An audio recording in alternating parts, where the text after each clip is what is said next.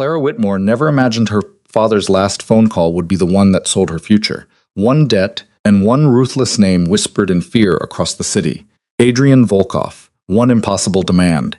She had to become his wife or watch everything burn. There was no courtship, no choice, just a contract signed in silence and a wedding that felt more like a funeral.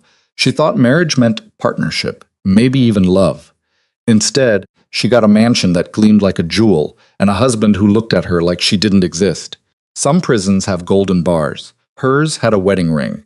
The gallery smelled like old paper and linseed oil. It was a kind of scent that clung to Claire's clothes long after she left. She preferred it that way, something tangible to carry home. It was proof that beauty still existed in a world that felt increasingly gray. Her latest commission was a series of botanical illustrations for a natural history museum. They were spread across her drafting table in delicate graphite and watercolor. She was drawing things like foxglove, belladonna, and oleander. They were all beautiful, poisonous things. She was adding the final veins to a deadly nightshade leaf when her phone rang. The number was unfamiliar, but the area code was local. Clara almost let it go to voicemail. Creditors had been circling for months, ever since her father's medical bills had mounted into something obscene, but something made her answer. She said, simply, "Clara Whitmore speaking." The voice on the other end said they were from Harbor View Memorial. They were calling about her father, Richard Whitmore, and were afraid there had been a complication. The pencil slipped from Clara's fingers. 20 minutes later, she was running through hospital corridors that smelled like antiseptic and desperation, her portfolio bag banging against her hip. The nurse who'd called had been vague on details. Complication could mean anything, but Clara knew her father's heart had been failing for 2 years. Every phone call felt like it might be the last. She found him in the ICU, looking smaller than she remembered, grayer. The machines around him beeped in rhythm with her racing pulse. She took his hand, careful of the IV line, and whispered that she was here. Richard Whitmore's eyes opened slowly, struggling to focus. When they finally found her face, something like relief flickered there, followed immediately by something worse. Fear. His voice was barely a whisper. He told her he was sorry. She told him not to talk like that he was going to be fine. But he insisted. His grip tightened with surprising strength as he told her to listen. There was something he needed to tell her, something he should have told her months ago. A cold feeling began to spread through Clara's chest. Richard said he'd borrowed money. A lot of money for the treatments, the experimental drugs the insurance wouldn't cover. He thought he could pay it back, thought he had more time. But he closed his eyes. The debt came due, and the man he borrowed from wasn't someone you could negotiate with.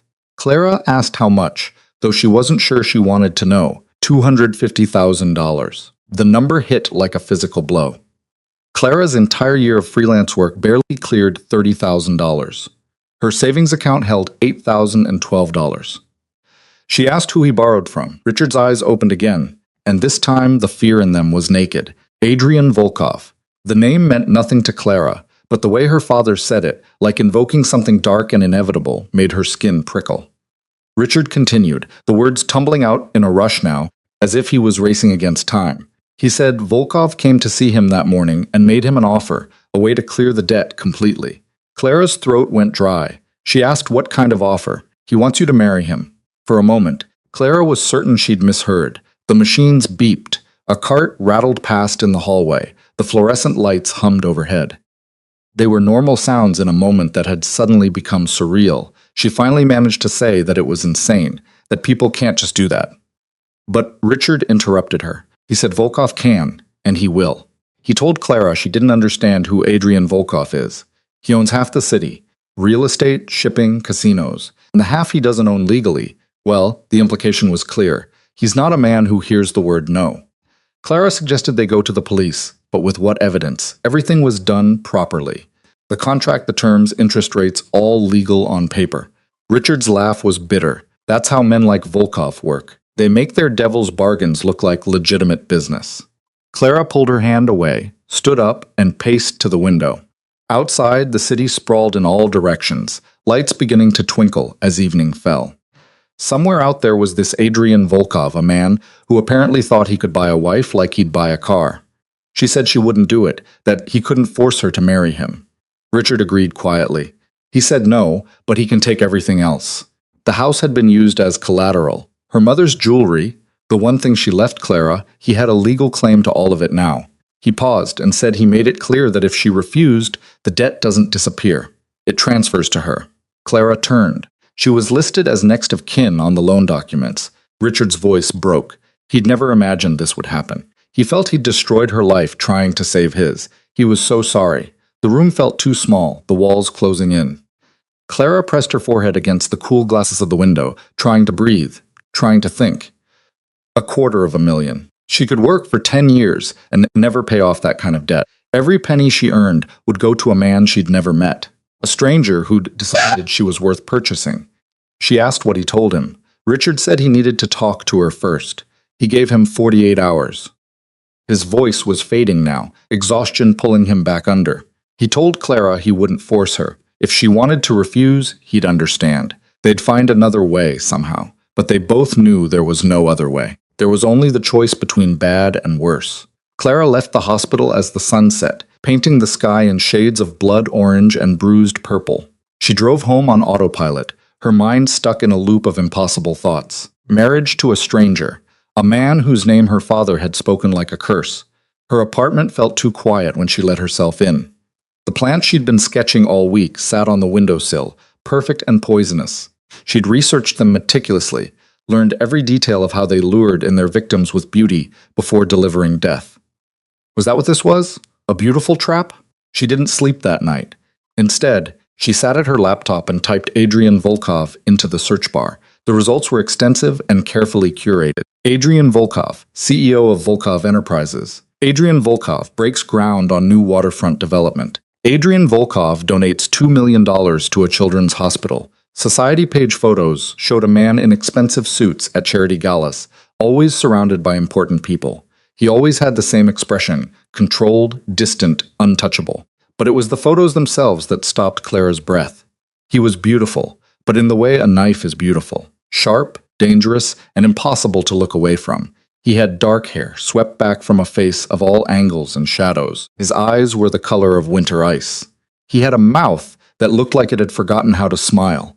There was nothing warm in those pictures, nothing soft, just money and power, wrapped in a beautiful, terrifying package. Clara slammed the laptop shut and walked to her window. The city glittered below, millions of lights representing millions of lives, normal lives. People who would wake up tomorrow and make breakfast, go to work, complain about traffic, and plan their futures. Simple things Clara had taken for granted until tonight. Her phone buzzed. It was an unknown number. Her hand shook as she answered. The voice was male, smooth, and absolutely certain. It was a statement. He said his was Adrian Volkov. Clara's grip tightened on the phone. She told him she knew who he was. He replied that she must know why he was calling then, and that her father told her about their arrangement. Clara corrected him, her anger bleeding through her fear. It was his arrangement. She wasn't consulted. He said she was being consulted now, and he needed an answer. She laughed, the sound sharp and slightly unhinged. He needed? What about what she needed? What about the fact that you can't just buy a person?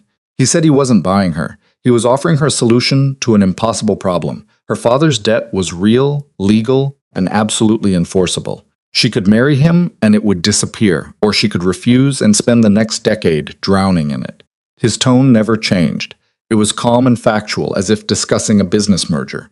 He said he wasn't a monster. He was a businessman making a practical proposal. Practical? Clara's voice shook.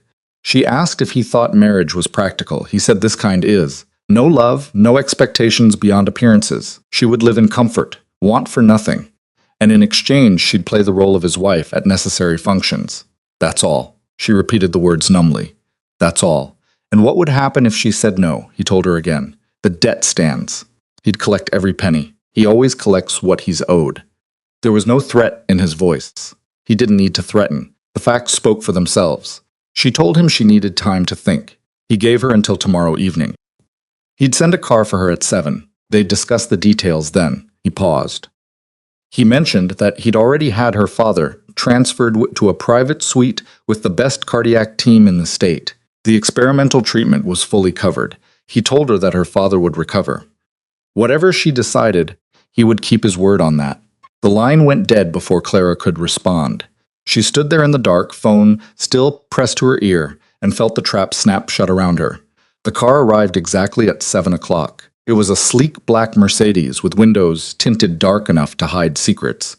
The driver was professional and silent, holding the door without meeting her eyes. Clara climbed in wearing the only dress she owned that felt appropriate for meeting a man who owned half the city. It was a simple black dress with a hem that hit just below her knees, the kind of thing you wore to funerals. The thought made her slightly nauseous. They drove through the city as night fell, leaving behind Clara's modest neighborhood for streets that grew progressively wider, quieter, and more expensive. Trees lined the roads here, old growth that cost more to maintain than most people's yearly salary. Gates appeared, then walls, then estates that looked like they belonged in the European countryside rather than an urban sprawl. The car turned through wrought iron gates that opened automatically. It swept up a drive bordered by manicured gardens and stopped in front of a house that redefined Clara's understanding of wealth. Mansion didn't do it justice. It was all clean lines and enormous windows, modern architecture that managed to look both stark and stunning. Light spilled from those windows, warm against the cooling night.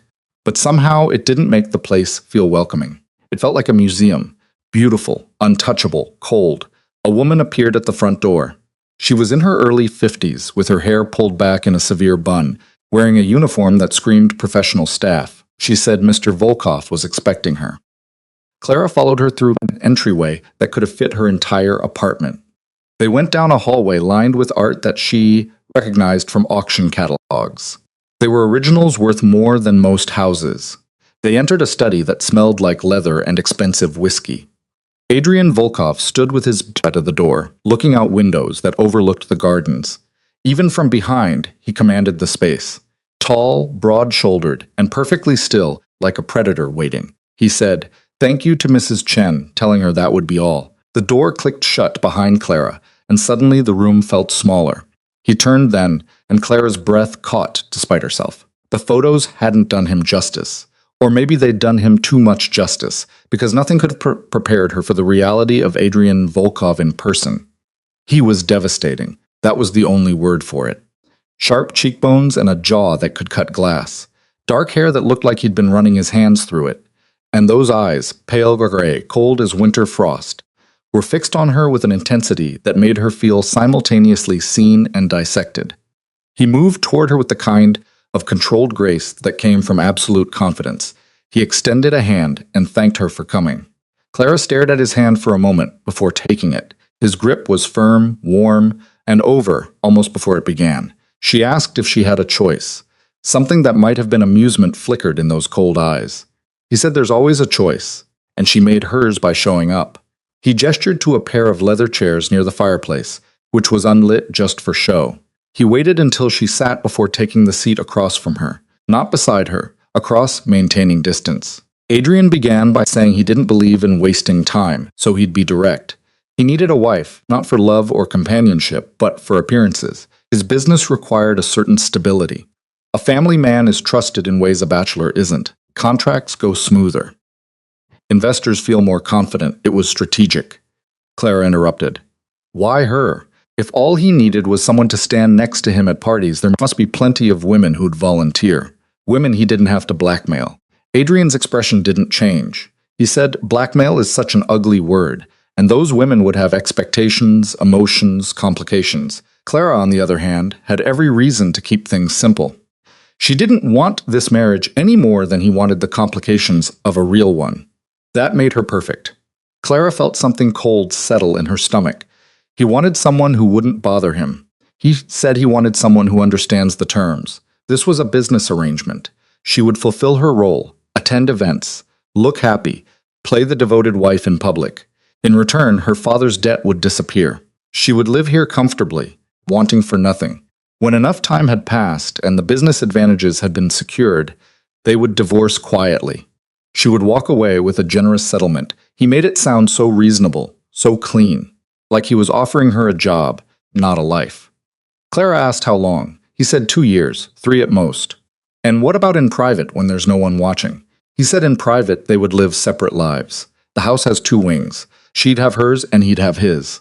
They'd interact when necessary for appearances, but otherwise, he shrugged. They would be strangers who happened to share an address. Clara looked around the study. She saw the expensive art and the leather-bound books that had probably never been read. She looked at the fireplace that existed purely for aesthetic. Everything was beautiful, and everything was cold. She asked what would happen if she refused. He said he'd collect the debt as legally entitled. Her father's house, her inheritance, and monthly payments from her until every penny was returned with interest. Adrian leaned back in his chair, perfectly relaxed. It would take her approximately 12 years at her current earning rate. Longer if she factored in her own living expenses. He'd done the math. He told her he always does the math. She wanted to hate him. She should have hated him. But there was something almost honest in his coldness. He wasn't pretending to be a good man. He wasn't dressing this up as anything other than what it was, a transaction, somehow. That was worse than if he'd tried to lie. Clara said slowly that if she agreed, she had conditions. One dark eyebrow rose slightly. He told her she was in no position to negotiate. She replied that then he was in no position to have his perfect, uncomplicated arrangement. She met his eyes, refused to look away, even though everything in her wanted to. She said if he wanted her to play a role, fine, but she wouldn't be a prisoner. She would keep her work, her clients, her independence, and everything that didn't directly affect his business image. Adrian studied her for a long moment, then agreed. He asked what else. She said her father gets the best care available for as long as he needs it. He said that was already arranged. And when this is over, when they divorce, she would walk away with enough money to start over somewhere far from here. He replied that was already implied in the settlement. Adrian stood and moved to a desk across the room. He pulled out a document that looked like it had been prepared by an army of lawyers. He said everything she mentioned was outlined there, along with other relevant details.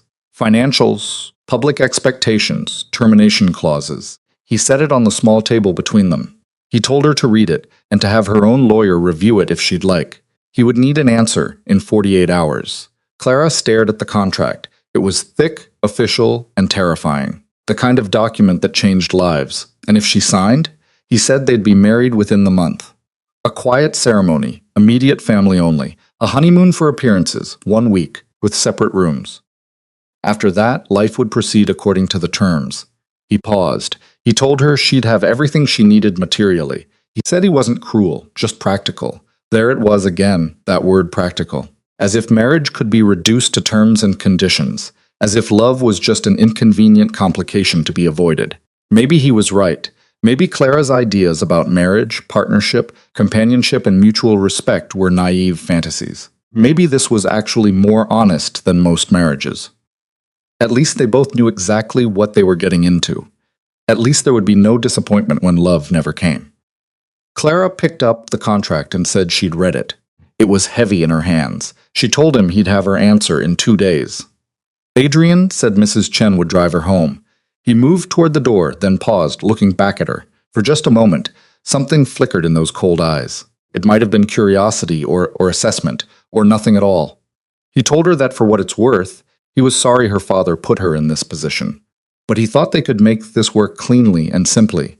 So, no one gets hurt. Clara wanted to tell him that someone was already hurt. That she was standing there with her future in her hands, bound in legal language, and hurt didn't begin to cover it. But she just nodded and followed Mrs. Chen back through the beautiful, empty house and into the car. It would take her back to her small, simple, free life. For now. Clara read the contract 17 times over the next 2 days. She didn't have money for a lawyer, so she researched every clause herself, cross-referenced legal terms, and tried to find the trap hidden in the language. But Adrian Volkov, for all his coldness, had been truthful. Everything was there exactly as he'd promised. The debt forgiveness, her father's medical care, her financial security during the marriage and after. Separate living quarters, freedom to maintain her career. There were even clauses protecting her in case of his death or if he violated the terms. She realized with growing horror it was actually fair, but a fair prison was still a prison. On the morning of the deadline, Clara visited her father. He'd been moved to the private suite Adrian had mentioned. It was a room that looked more like a hotel than a hospital, with windows overlooking a garden and equipment that hummed quietly instead of beeping urgently. He was sitting up, with color back in his face when she arrived. Clara kissed his cheek and told him he looked better. He said he felt better. Whatever treatment they started, it was working. Richard took her hand. He asked if she met him, Volkov. She said yes. Clara pulled the contract from her bag and set it on the bed between them. She told him it was everything he promised. Fair terms, a clean exit. After a few years, she'd be comfortable, but not happy. She didn't think happiness was part of the deal. She tried to smile and failed. He wants a wife who won't bother him. She wants her father to live and her future to not be buried in debt. It was practical. Richard's eyes filled with tears. He told her he never wanted this for her. She deserved love. Real love. The kind her mother and he had. Clara thought about her mother, dead 5 years now, from the same heart condition that was slowly killing her father. She thought about the love her parents had shared, genuine, deep, built on years of friendship and understanding. The kind of love that made her father still talk to her mother's photo every night. She'd wanted that once, believed in it, but maybe belief was a luxury she couldn't afford anymore. She said quietly that maybe this was better. No expectations means no disappointments. No love means no loss. Richard pulled her into a hug. He told her that wasn't better. It was just safer, and safe isn't the same as living. But safe was all Clara had left to choose. She called Adrian that evening from her apartment.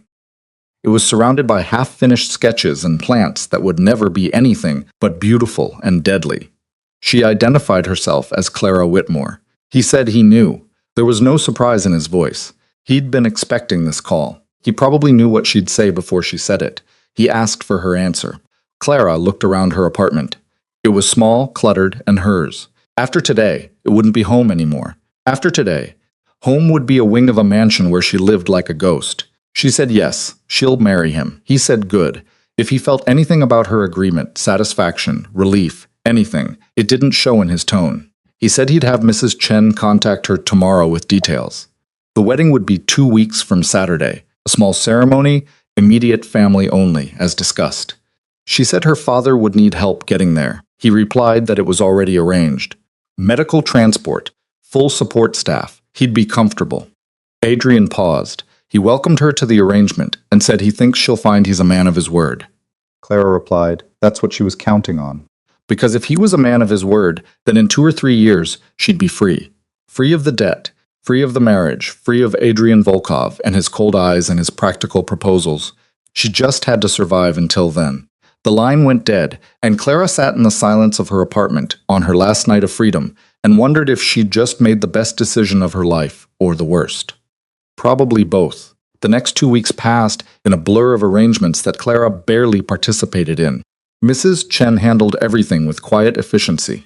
Dress selection was simple, elegant, and expensive enough to look appropriate. The venue was a private estate owned by the Volkov family. Catering, flowers, photographer. Everything a wedding should have, minus the one thing that actually mattered. Clara showed up for fittings and menu tastings like an actress learning her role. Smile here, nod there. Pretend this was a choice made from love instead of necessity. The dress was beautiful, she had to admit. It was a simple ivory silk that draped elegantly. No train, no veil. It wasn't a princess costume, but something a woman would actually choose to wear. Clara wondered if Adrian had selected it, or if Mrs. Chen just had excellent taste. Either way, she'd look the part. The happy bride, the woman who'd chosen this. Her father was the only wedding guest on her side. Adrian's family consisted of an aunt who looked like she'd never smiled in her life, and a business partner who spent the whole ceremony checking his phone.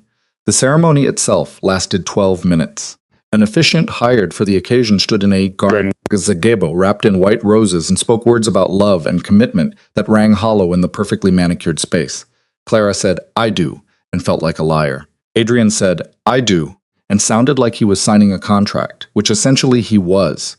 The kiss was brief and perfunctory. His lips touched hers for exactly the amount of time that looked appropriate for photos. There was nothing there, no heat, no emotion, no spark. Just 2 strangers playing parts. If this was what her life would be like, Clara thought as Adrian's hand rested briefly on her waist for the photographer, she could survive it. She'd survived worse. The reception was small and mercifully brief. There was champagne and cake, and her father trying so hard to look happy for her that it broke Clara's heart. Adrian played his role perfectly. He was attentive enough to look believable, and distant enough to maintain the boundary he'd established. By 10 o'clock it was over. Adrian's hand was light on her elbow as the last guest departed. He asked if she was ready. Ready for what? Clara almost asked, then remembered. Tonight she moved into the mansion, into her new life. She said yes, because what else was there to say? The drive back to what was now supposed to be home felt longer than Clara remembered. Adrian sat beside her in the back of the car, checking emails on his phone, completely absorbed. He didn't even pretend to make conversation now that the performance was over. This is what it will be like, Clara reminded herself. This distance, this silence, this careful avoidance of anything real. She could live with that. She would live with that. The mansion loomed against the night sky, all lit windows and cold beauty. Mrs. Chen met them at the door, still professional at this late hour. She led Clara through hallways she half remembered from her first visit. Mrs. Chen explained that her wing was this way, turning down a corridor Clara hadn't seen before. Mr. Volkov's quarters were in the opposite wing. She would have privacy here. The rooms were stunning. A bedroom larger than Clara's entire old apartment, decorated in soft grays and whites. Floor-to-ceiling windows overlooked the gardens. An ensuite bathroom had a tub that could fit 3 people.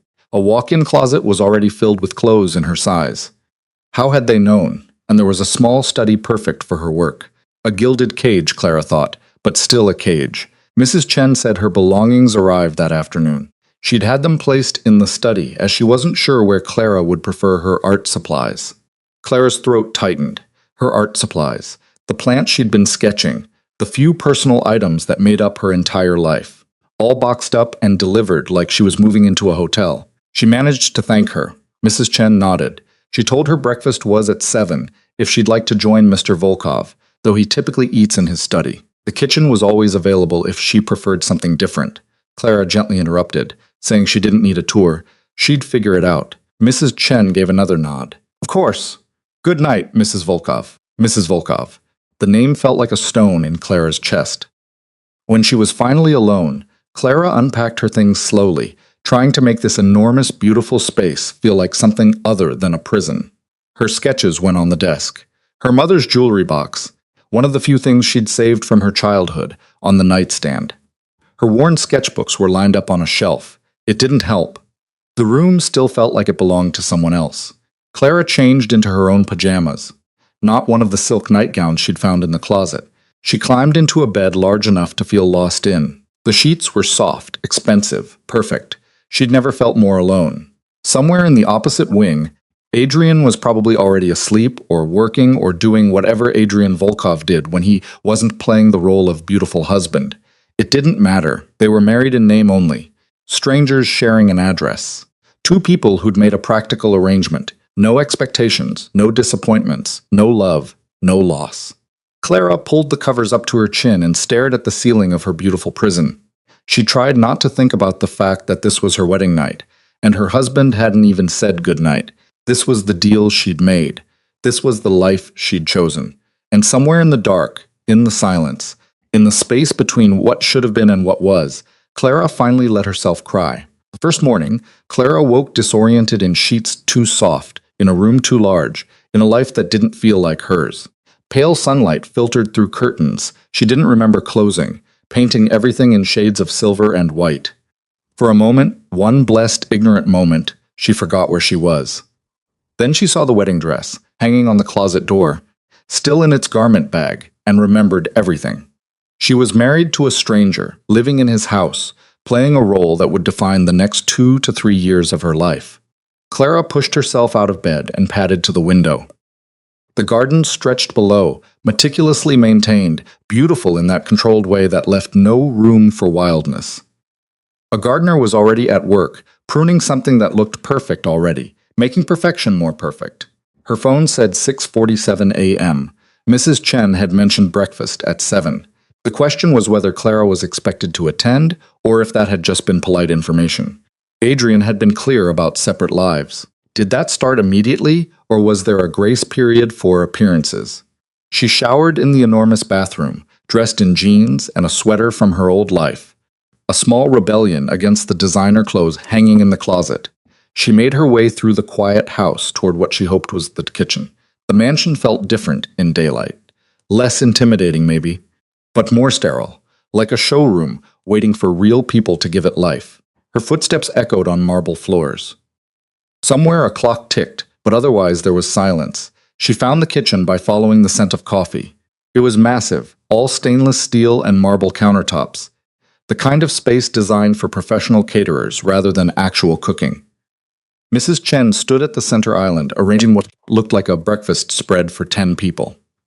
The housekeeper said good morning, her expression neutral. Clara asked for coffee, please, and said to call her Clara. The correction felt important, necessary. Mrs. Volkov was a stranger. She asked if Mr. Volkov was joining them. Mrs. Chen said he left for the office an hour ago, that he keeps early hours. She poured coffee into a delicate cup that probably cost more than Clara's old monthly rent. She added that he typically doesn't return until evening, sometimes later. So that answered that question. Separate lives started immediately. Clara took the coffee, grateful for something to hold. She asked if there was a schedule she should know about, things she was expected to do. Mrs. Chen told her Mr.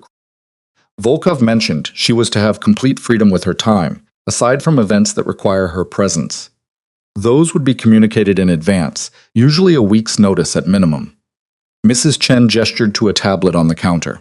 The household calendar was there, with the current staff schedule, maintenance, and appointments. Anything that might affect her day. Her wing was cleaned on Tuesdays and Fridays, unless she preferred different days. It was all so organized, so efficient, so completely devoid of anything resembling normal married life. She asked about meals. The cook prepares dinner nightly at 7. She was welcome to join or request something brought to her rooms. Breakfast and lunch were available whenever she'd like. She just needed to let kitchen staff know if she had preferences or dietary restrictions. Clara nodded, trying to absorb it all. She was living in a house with enough staff to run a small hotel, married to a man who'd left for work before she woke up, expected to do what exactly? Exist. Wait. Clara said slowly, asking what the previous Mrs. Volkov did with her time. Something flickered across the housekeeper's face. Surprise, maybe, or discomfort. There hadn't been a previous Mrs. Volkov. Mr. Volkov had never been married before. That stopped Clara cold. She'd assumed, given how transactional Adrian had been about the whole arrangement, that this was something he'd done before, a pattern. But if she was the first, she wondered why now. The housekeeper's expression closed off completely. She said she wouldn't presume to know Mr. Volkov's business decisions. She asked if Clara would be taking breakfast there or in her rooms. The dismissal was polite but absolute. Clara took the hint. She said here was fine, thank you. She ate alone at an island designed for gatherings, in a kitchen built for parties that apparently never happened, in a house that felt less like a home and more like a very expensive museum. The food was excellent. Fresh fruit, perfectly cooked eggs, pastries that melted in her mouth. But Clara barely tasted it. This was her life now. Beautiful, empty, alone. After breakfast, Clara retreated to her study and tried to work.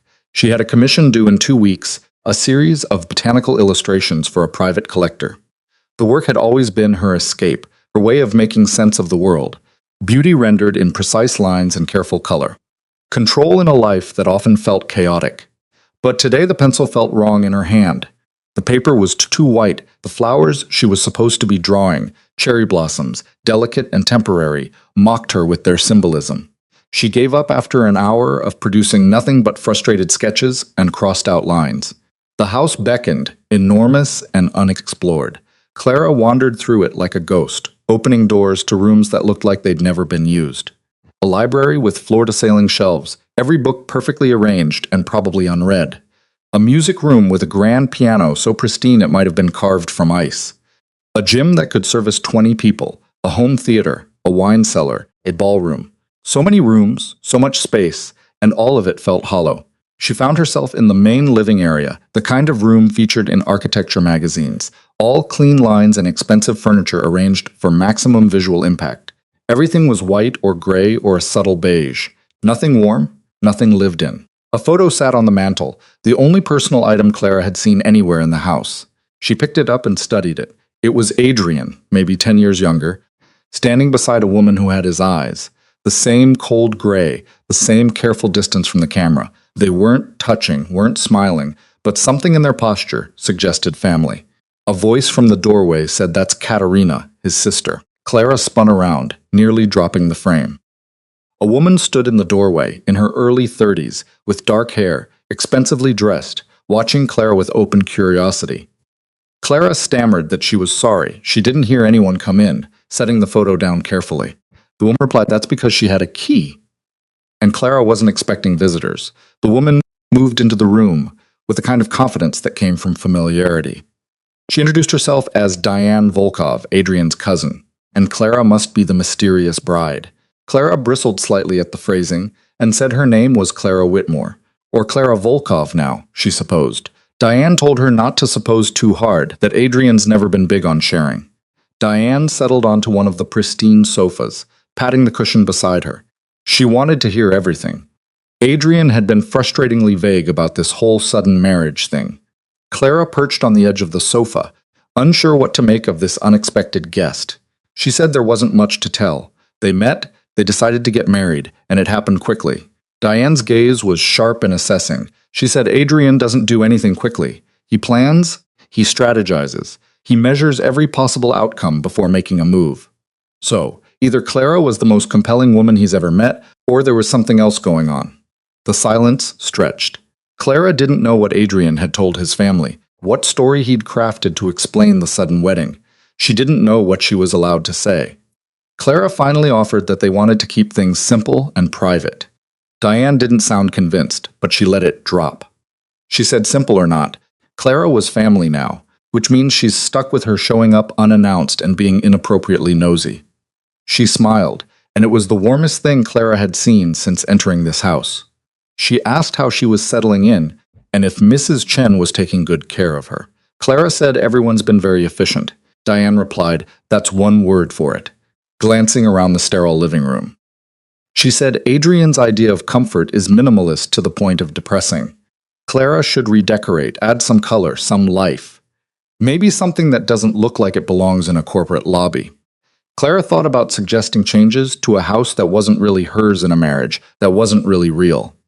She said she didn't think that was her place. Diane said she's his wife. It's literally her place. Diane leaned forward conspiratorially. She said between them, Adrian needs someone to shake things up around here. He's been in control for so long. She thinks he's forgotten how to actually live. Everything's business, strategy, calculated moves. Maybe Clara would be good for him. The words settled uncomfortably. Clara wasn't here to be good for Adrian. She was here to fulfill a contract, to play a role, to survive 2 or 3 years, and then escape. Clara said carefully that she didn't think Adrian wanted things shaken up. Diane replied probably not, but that doesn't mean he doesn't need it. She stood, pulling car keys from her designer purse. She had to run, a client meeting in an hour, but suggested lunch next week. She'd show Clara the city, introduce her to people, help her navigate the whole society wife thing. Unless she already knew how to handle tedious charity luncheons and passive-aggressive rich women. Clara said she definitely didn't know how to handle that. Diane said perfect, then she needed her. She scribbled something on a business card and handed it to Clara. It was her number. She told her to text her schedule and they'd set something up. She paused at the door. She told Clara not to let Adrian's walls scare her off. He's not as cold as he pretends to be. He just doesn't remember how to be anything else. Then she was gone, leaving Clara alone in the sterile living room with a business card and more questions than answers. The days developed a rhythm. Adrian left before Clara woke and returned after she'd retreated to her wing. They existed in the same house, like planets in separate orbits, never quite colliding. Clara worked on her commissions, explored the city, and learned to navigate a life that felt simultaneously luxurious and suffocating. Mrs. Chen communicated the few times Adrian required Clara's presence. A business dinner here, a charity gala there. Clara would dress in the expensive clothes that kept appearing in her closet, meet Adrian at the appropriate time, and play the role of devoted newlywed. He was always polite, always attentive in public. His hand was warm on her back, his smile almost convincing. Then they'd return home and he'd disappear into his wing without a word. The performance over, the distance restored. 3 weeks into the marriage, Clara sat at the dinner table alone again, picking at food she didn't want when Mrs. Chen appeared. She said Mr. Volkov asked that Clara join him in his study when she finished her meal. Clara's fork paused halfway to her mouth. In 3 weeks, Adrian had never requested her presence outside of scheduled public appearances. She asked if he said why. Mrs. Chen said no, just that it was important. Important? The word carried weight in this house where everything operated on careful protocol and established patterns.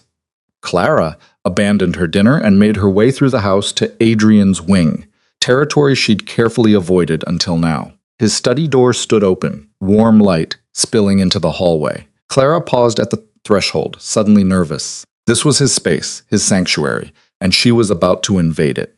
Adrian's voice called for her to come in before she could knock. The study was exactly what she'd expected. Dark wood, leather furniture, shelves lined with legal texts and business journals. Adrian sat behind a massive desk, still wearing his suit from work, his tie loosened slightly. She realized he looked tired.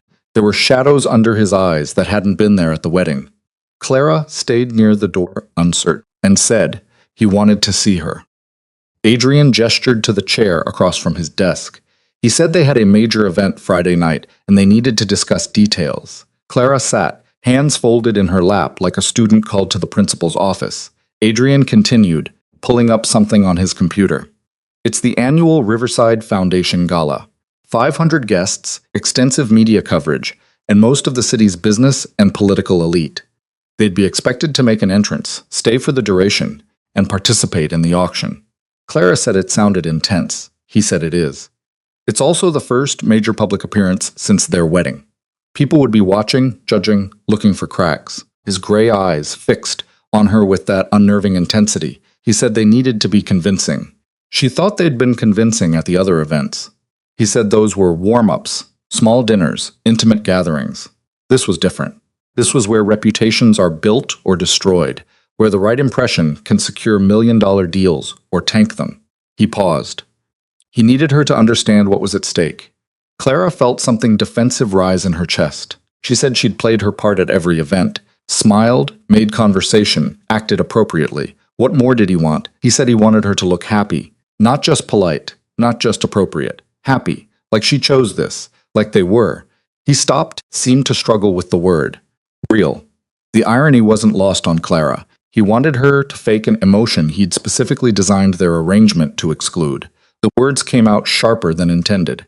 She said that's a lot to ask from someone who barely sees her husband. Adrian's expression didn't change, but something flickered in his eyes. Surprise, maybe, that she'd pushed back. After a moment, he said she was right. The distance had been strategic. He thought it would make things easier, cleaner. She replied that it makes things lonely. Silence filled the space between them. Clara hadn't meant to say that, hadn't meant to show that particular vulnerability, but it was true.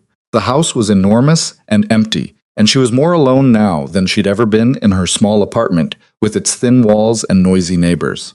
Adrian finally said he apologized, that it wasn't his intention.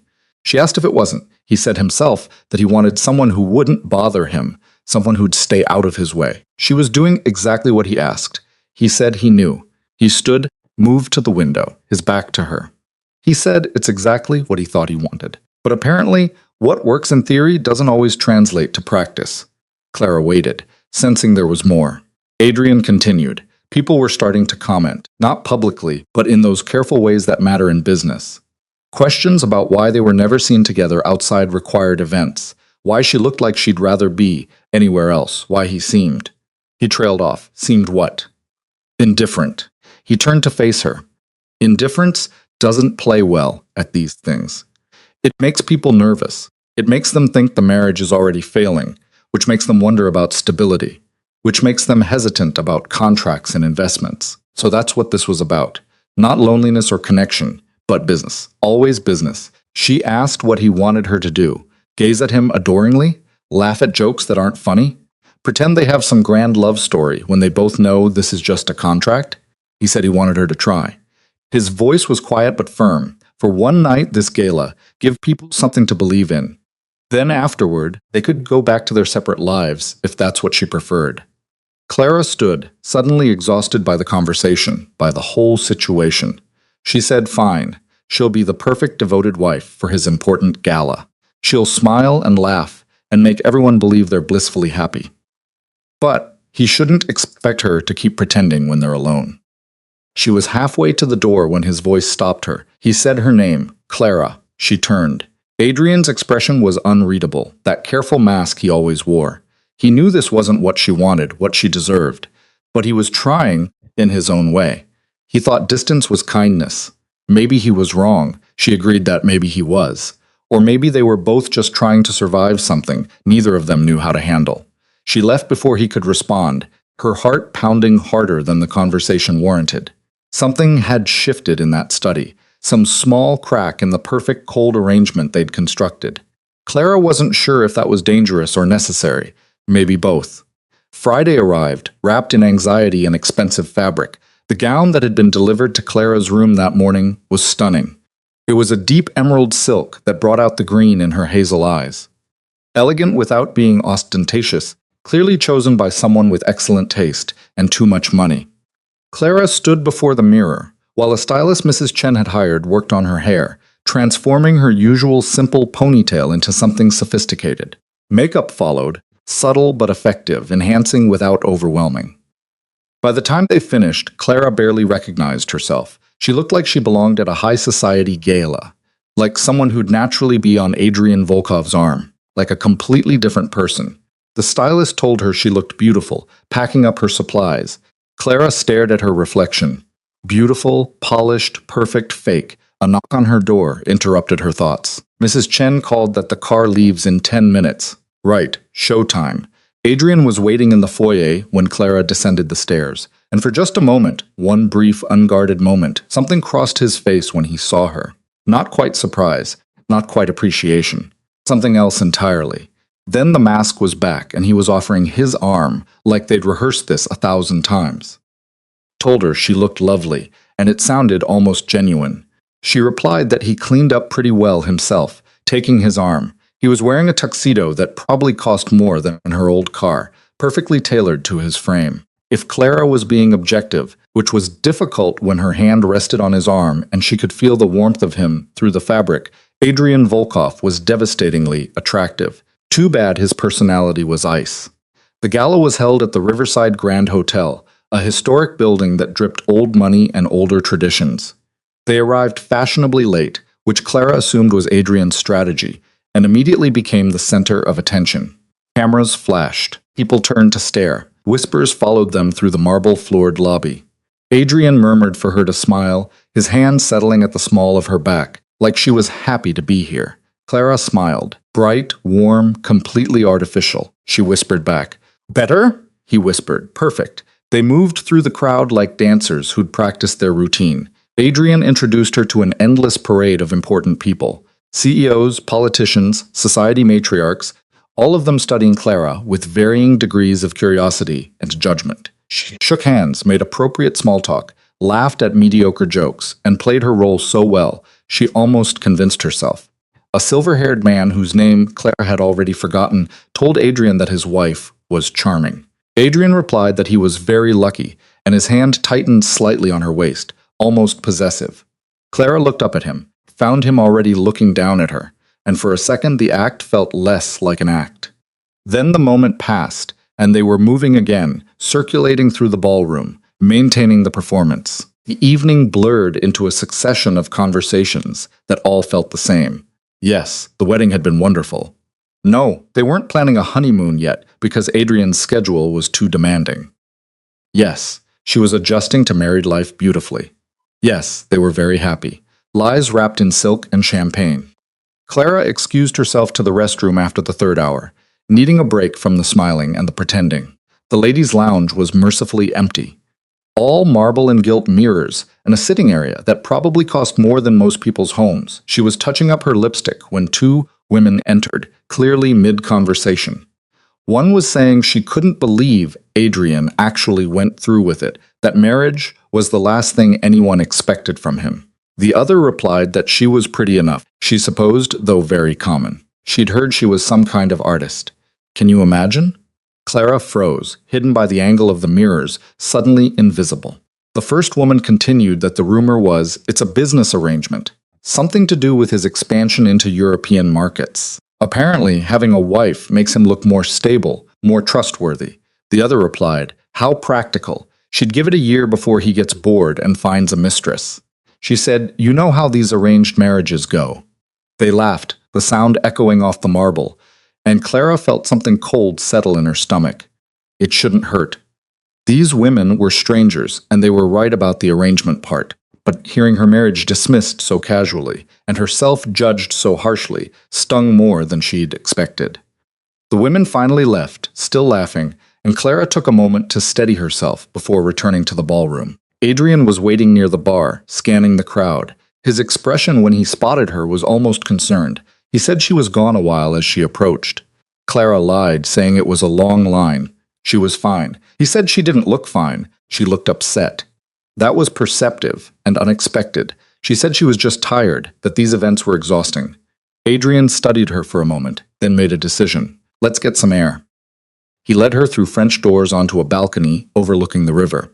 The night was cool, with autumn settling in, and Clara shivered slightly in her silk gown.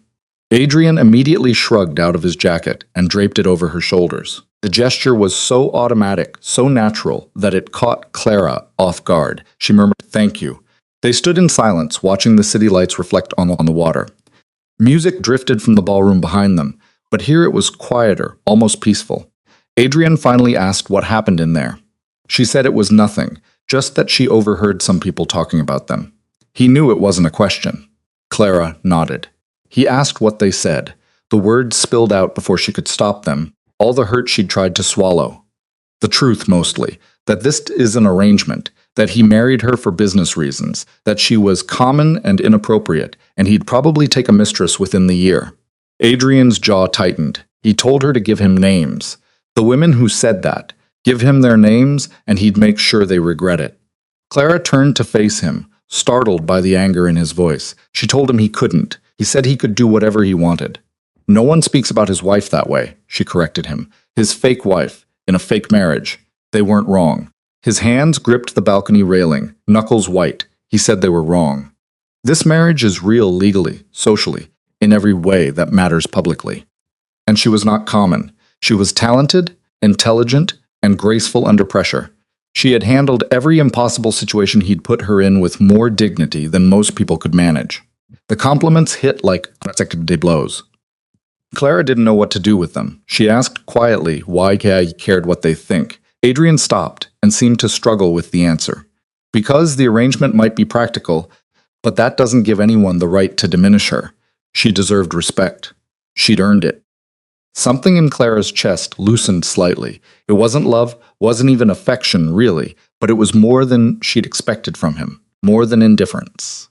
She said, "Thank you for saying that."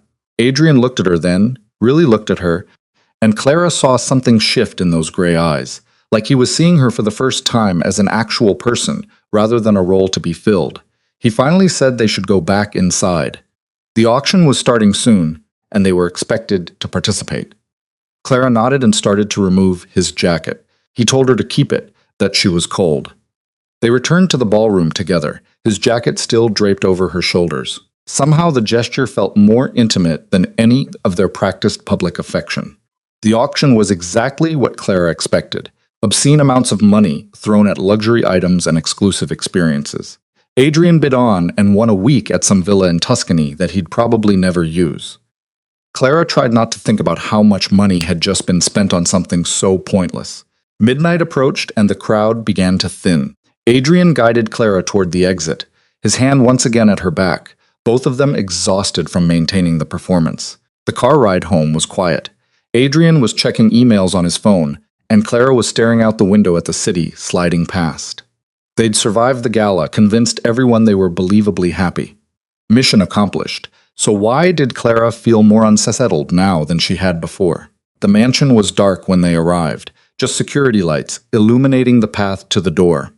They walked inside together, footsteps echoing on marble, the late hour making everything feel dreamlike. They reached the point where the hallways diverged, one leading to Adrian's wing, one to Clara's. The natural parting point. Clara said goodnight, starting toward her wing. He said her name, Clara. She turned. Adrian stood in the hallway, still in his tuxedo, minus the jacket she was wearing. He looked somehow more human than she'd ever seen him, tired, uncertain, almost vulnerable. He began by saying what she said earlier, about being lonely. He didn't realize. He thought he was making things easier for both of them. She said she knew. He suggested maybe they could try something different. Not constant interaction, but less avoidance. Occasional dinners, conversations that aren't about upcoming events, something resembling normal.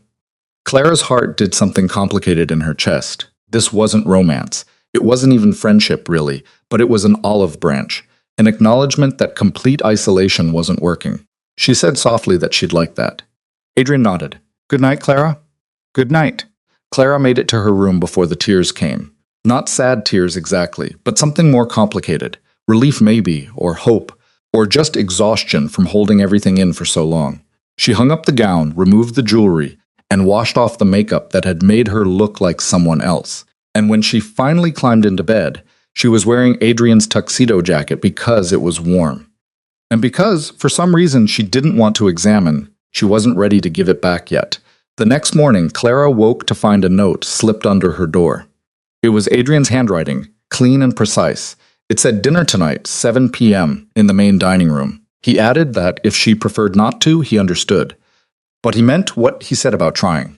Clara read it 3 times, her thumb tracing over the single initial signature. Then she texted back, "I'll be there." It wasn't much. One dinner, one attempt at something less isolating than the arrangement they'd established.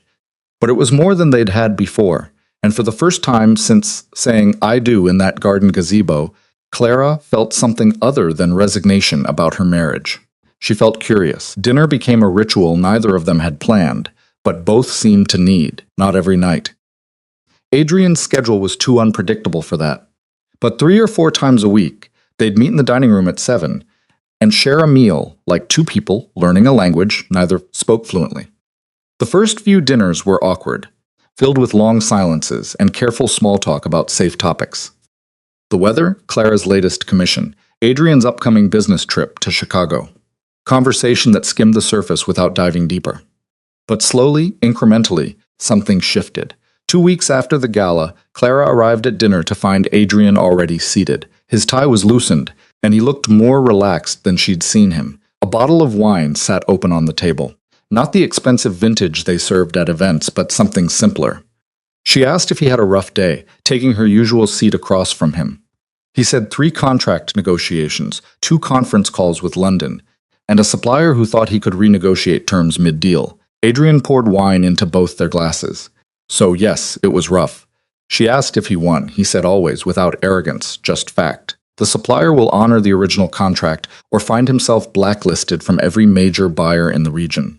Clara took a sip of wine, studying him over the rim of her glass. She said that seemed harsh. He replied, "That's business. You can't show weakness or everyone tries to take advantage." Adrian paused. He asked about her day. It was such a normal question, the kind husbands asked wives in real marriages. Clara still wasn't used to it. She told him she finished the Cherry Blossom series and sent it to the client that morning. They loved it and wanted to commission another set for next spring. Clara felt a small flush of pride. It's not a huge account, but it's steady work. Adrian said simply that she was talented, and they were lucky to have her. The compliment landed softer this time, less startling than it had been on the balcony. Clara was learning that Adrian didn't say things he didn't mean. Every word was measured, considered true. She said thank you. Dinner arrived, perfectly prepared, beautifully plated, brought by staff who disappeared as silently as they'd come. They ate in companionable quiet for a while, the silence less uncomfortable than it had been. Clara ventured to ask him something. He said of course. She asked why he really needed to get married. She knew he said it was for business stability, but there had to be more to it than that. For a moment, she thought he wouldn't answer. His expression closed off slightly, that careful mask sliding back into place. Then he set down his fork and met her eyes. He said there's a merger he's been working on for 3 years. Volkov Enterprises acquiring a major European shipping conglomerate. It would triple their international presence, open markets they've never had access to. He paused. The family who owns the company is old world, traditional. They don't trust unmarried men in their 40s. I think it indicates instability, lack of commitment, an inability to build something lasting. So, she said, he built a marriage instead. He confirmed that he built the appearance of one. His gaze didn't waver. They want to see a family man, someone settled, someone who represents the kind of values they hold important. Without that, the deal falls apart. Clara absorbed this. She asked when the merger would finalize. He said ideally, within 2 years. Hence the timeline he gave her. 2 years. The length of her sentence was made concrete by European business traditions and Adrian's ambition. She asked what would happen if they found out it's not real. He replied that they won't. As long as they maintain appearances, there's no reason for anyone to suspect otherwise. Adrian picked up his wine glass, studying the dark liquid. He said she'd been perfect at the events. Convincing. Everyone believes they're genuinely happy. Clara thought about the women at the gala, their cruel assessments. Everyone didn't believe it, but she didn't say that. She pressed, asking what would happen after the merger goes through, and he doesn't need a wife anymore. He said then they'd divorce quietly. She'd get her settlement, and they'd both move on with their lives, free and clear. He said it so matter-of-factly, like they were discussing a business contract, which Clara reminded herself they were. The question came out before she could stop it. Doesn't it bother him? The deception. Adrian was quiet for a long moment. He said he used to think the ends justified the means, that as long as no one got hurt, the strategy was sound. He met her eyes again. He was less certain now. She asked why. Because she wasn't just a strategy. She was a person who got pulled into this against her will, who gave up her freedom to save her father, who deserved better than to be treated like a chess piece. His jaw tightened. He told himself he wasn't forcing her, that he was offering her a choice.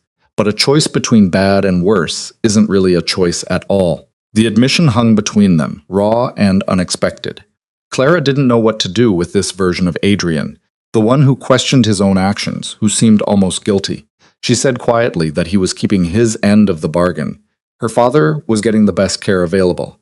She lived in comfort. He hadn't been cruel or demanding. By the terms they agreed to, he was being fair. He replied that fair isn't the same as right. Clara's throat tightened. No, it's not. They finished dinner in silence, but it felt different now, heavier, like they'd crossed some invisible line into honesty neither had intended. When Clara stood to leave, Adrian's voice stopped her. He said he meant what he said at the gala about trying, about making this less. He searched for the word. Clara offered, isolating? He said yes. He told her she didn't have to be lonely here. That was never the goal. She asked what the goal was. Adrian smiled slightly, and it transformed his face for just a moment. He said he wasn't sure he thought that far ahead. He just knew he needed a wife who wouldn't complicate things. She asked how that was working out for him. He admitted it was becoming complicated, but not in the ways he expected. Clara left before she could ask what he meant by that, her heart doing something unsteady in her chest. The weeks that followed developed a pattern. Dinners became conversations, which became something almost resembling friendship. Adrian started coming home earlier, joining Clara in the library some evenings to work while she sketched. They didn't always talk. Sometimes they existed in comfortable silence, two people sharing space, without demanding anything from each other. Clara learned things about him in those quiet hours, that he was left-handed but had been forced to write right-handed as a child, that he'd built his business empire from almost nothing after his parents died in a car accident when he was 23, that his sister Katerina, the woman in the photo, had passed away 5 years ago from cancer and he'd never quite recovered from it. One evening, he told her she was the only family he had left. His voice was carefully neutral in that way that meant the emotion underneath was anything but. After she died, he threw himself into work. It was easier than feeling. They were in the library, rain pattering against the windows, a fire crackling in the fireplace that was actually used now instead of sitting pristine and untouched. Clara looked up from her sketchbook. She said she understood that. When her mother died, she buried herself in her art for months, drew the same flowers over and over until her hand cramped. Anything to avoid the grief. He asked if it worked. Not really. The grief was still there, just postponed. Clara set down her pencil. But she learned something. The pain doesn't disappear. It just becomes part of you. It changes shape and becomes survivable. Adrian was quiet, staring into the fire. He said Katerina would have liked her. She always said he needed someone who'd call him on his stuff. He asked if he did that. Clara said constantly. He replied it was refreshing, with a slight smile. She also would have torn apart this whole arrangement. She would have told him he was being an idiot, that you can't contract your way into happiness. Clara said she sounded wise. She was, and he misses her every day.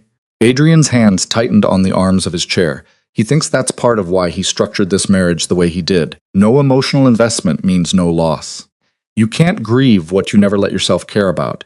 The confession settled between them like a physical thing. Clara understood then. The distance, the coldness, the careful boundaries. Adrian wasn't just protecting himself from complications. He was protecting himself from pain. She said softly, "That's a lonely way to live." Adrian agreed. It is. Something shifted in that moment. Some unspoken acknowledgement that they were both hiding from different things. Both using this arrangement as a shield against vulnerabilities they weren't ready to face. Clara went to bed that night thinking about loneliness, about shields, about two people learning to be less alone together.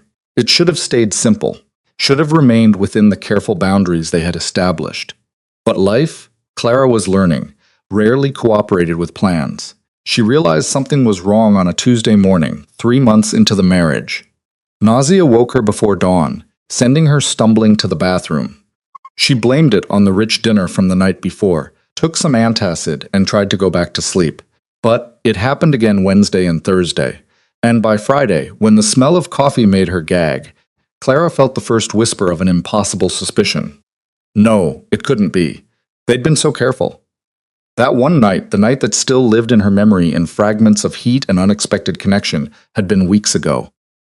It was a moment of weakness when Adrian had come home late from a brutal negotiation, when Clara had still been awake reading in the library, when they'd shared too much wine and too much honesty, and somehow ended up tangled together in a way that shattered every boundary they'd constructed. They'd never spoken about it afterward. Adrian had returned to his wing before dawn, and by the next evening, they'd silently agreed to pretend it never happened. Back to separate lives. Back to the arrangement. Except bodies didn't care about arrangements.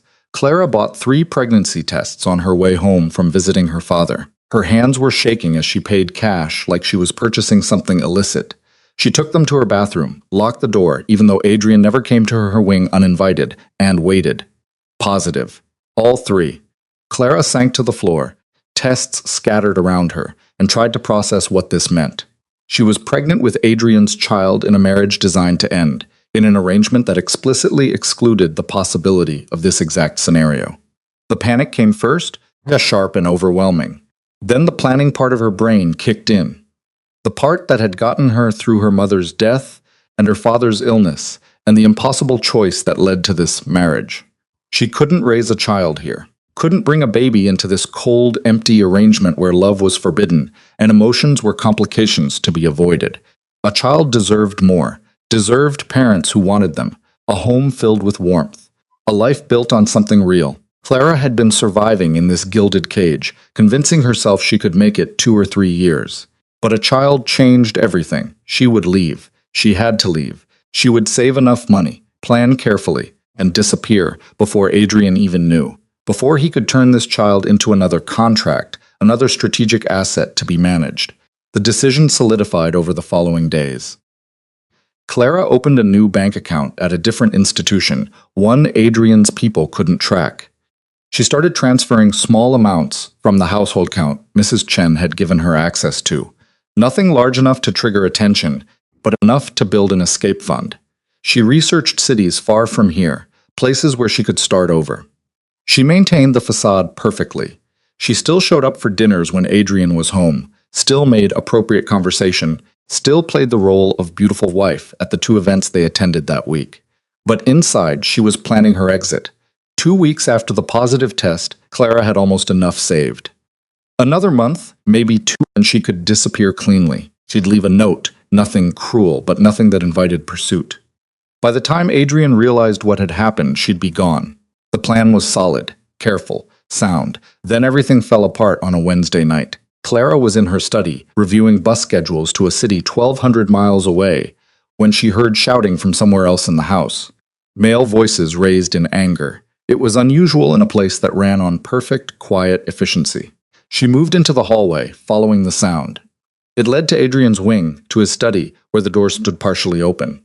Adrian's voice was cold and sharp. He didn't care what Marcus thinks he can do. Tell him if he makes a move against me, I'll bury him. Another man's voice, one Clara didn't recognize, said he's not making idle threats. He's already contacted your European partners, spreading rumors about instability, about your marriage being a sham.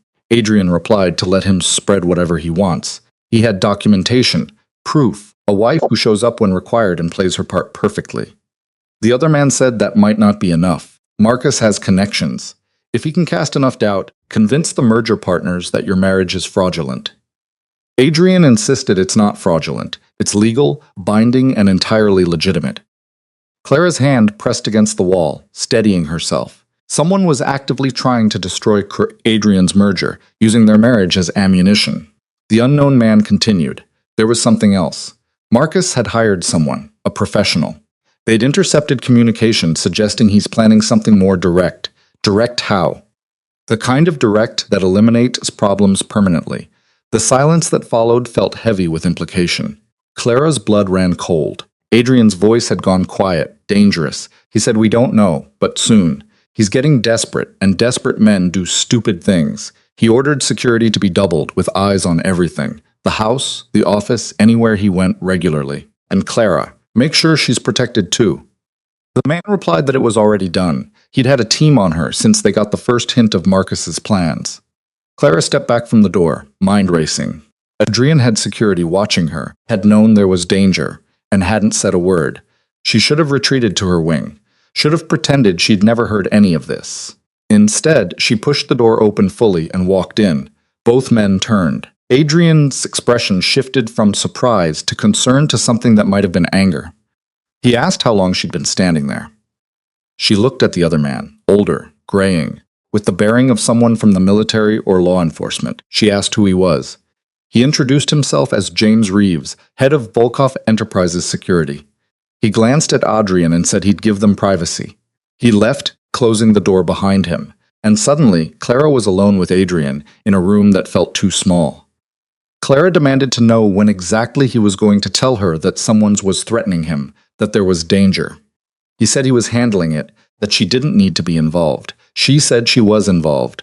She was his wife, at least on paper. If someone was coming after him, that made her a target too, didn't it? Adrian's jaw tightened. He said the security on her was extensive, and nothing would happen. She said he didn't know that. Clara's voice rose, months of fear and frustration bleeding through. She told him he couldn't control everything. He couldn't just decide what she did, and didn't need to know about her own safety. He said he was trying to protect her. By keeping her in the dark? By treating her like a child who can't handle the truth? Clara's hands shook. She'd handled everything he'd thrown at her. His cold arrangement, his society events, his perfectly distant marriage. She thought she could handle knowing someone wants to hurt him. He said it wasn't the same. She asked why. Because he still didn't see her as an actual person, just a role he cast, a contract he signed. He said that's not fair. Clara was shouting now, all the careful control she'd maintained for months finally shattering. None of this is fair. I gave up my life for this. I live in this beautiful prison.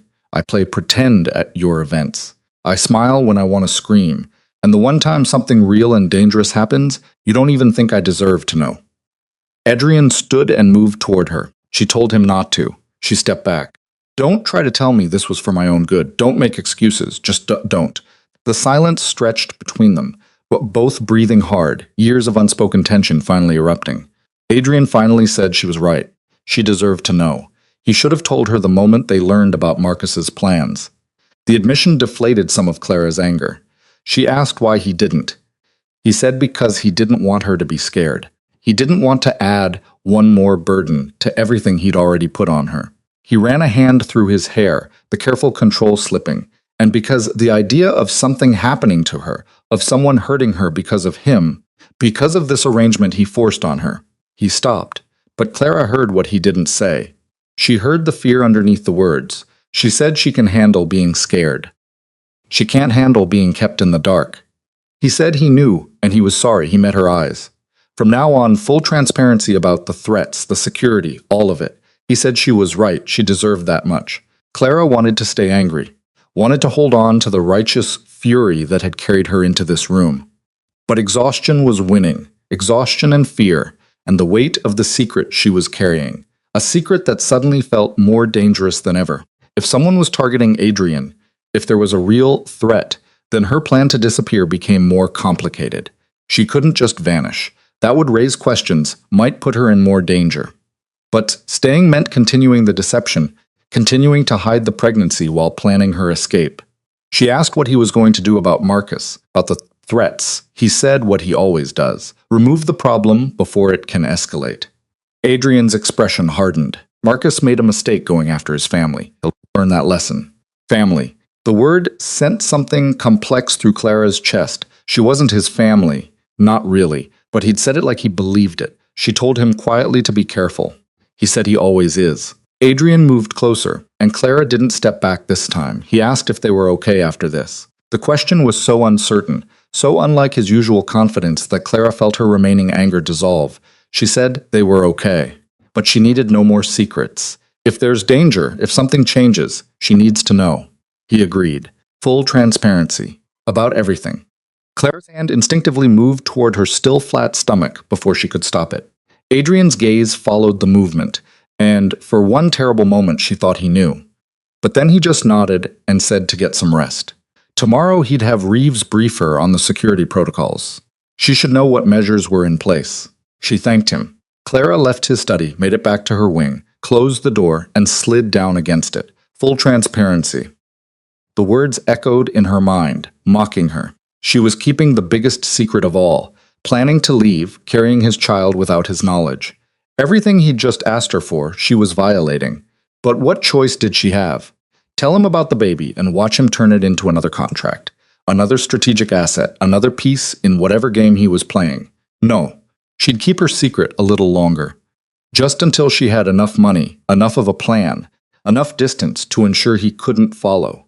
Clara pressed a hand to her stomach, to the tiny life growing there that changed everything. She whispered to the child who couldn't hear her yet. She was sorry. Sorry her father and she were both liars. Sorry she was being born into this mess. But she promised she'd get them out. She'd give her a real home, real love, everything she never had in this place. She stayed there on the floor for a long time, planning and plotting, and trying not to think about the fact that the man down the hall, the man she was lying to, had just promised her complete honesty. The irony would have been funny if it wasn't so devastating.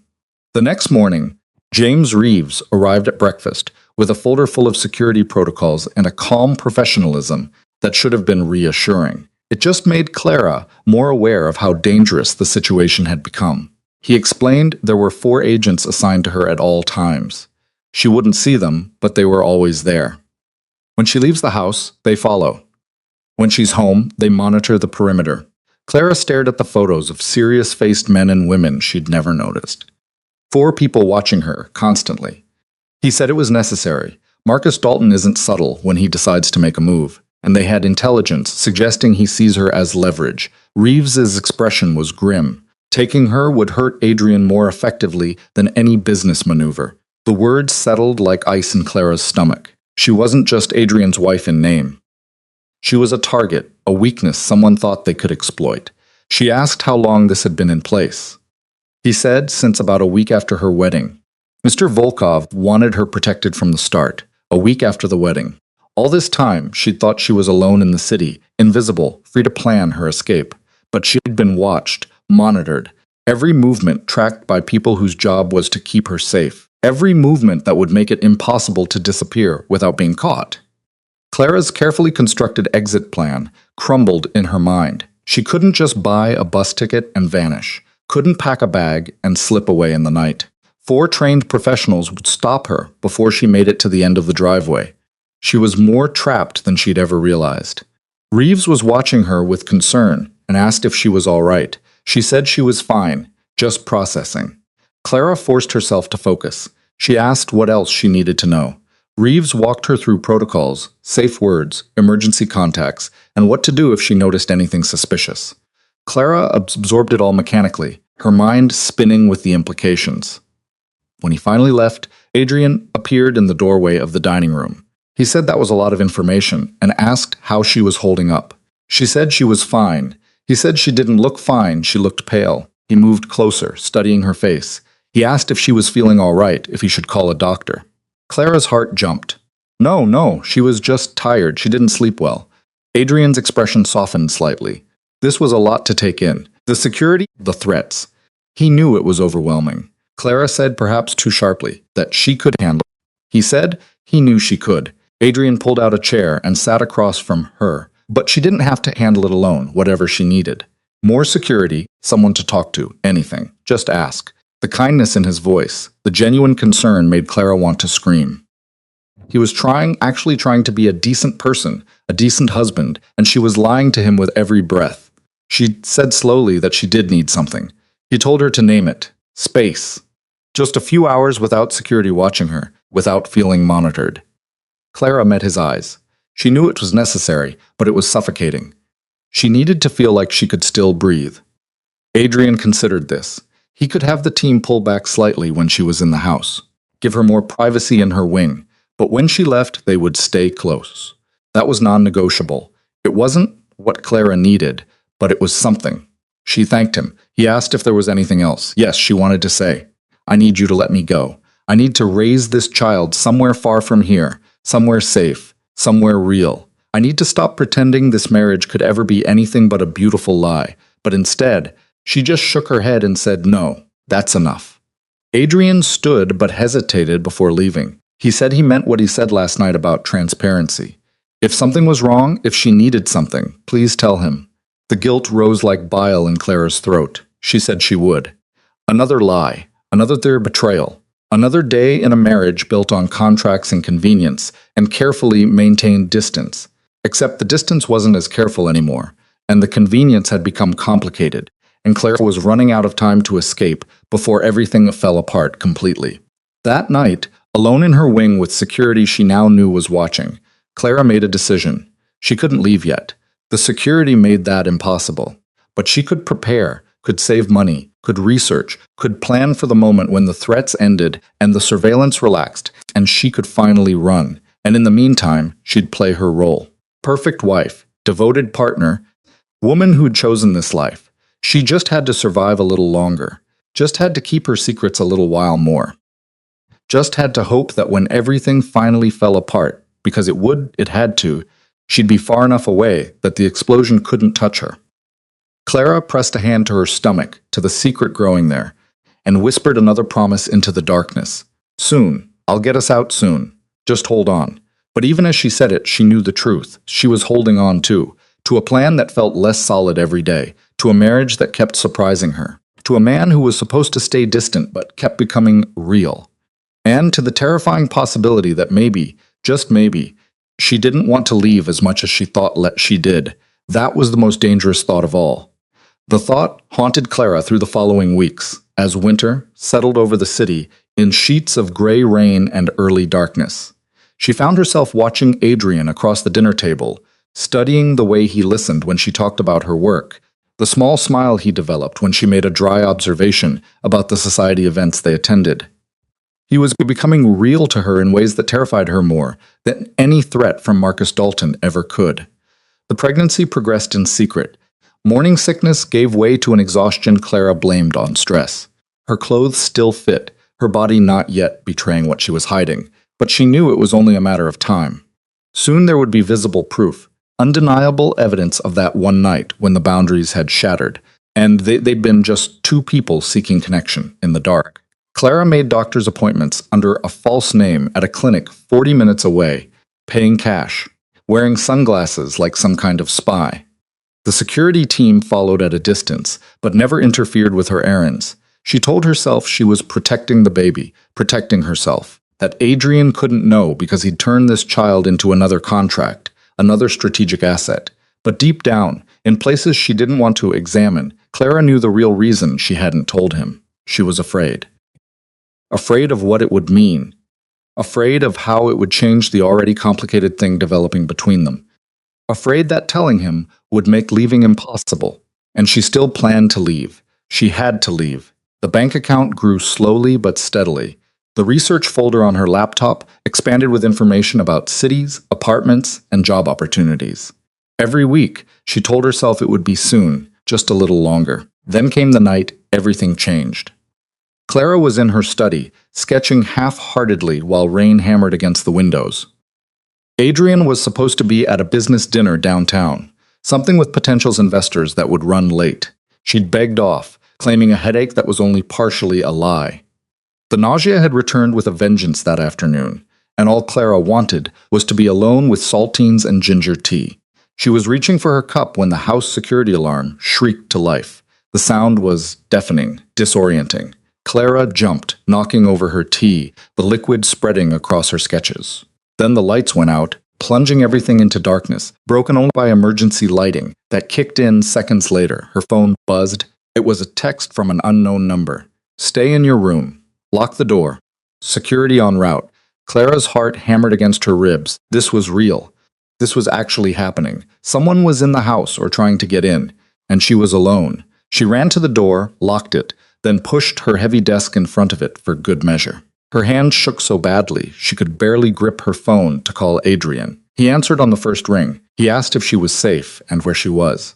She said her study, that she locked the door. She asked what was happening. He said Marcus made his move. He had people trying to breach the house. Adrian's voice was tight with controlled fury. He told her to stay exactly where she was, not to open the door for anyone except Reeves or him. She had to understand. She said yes.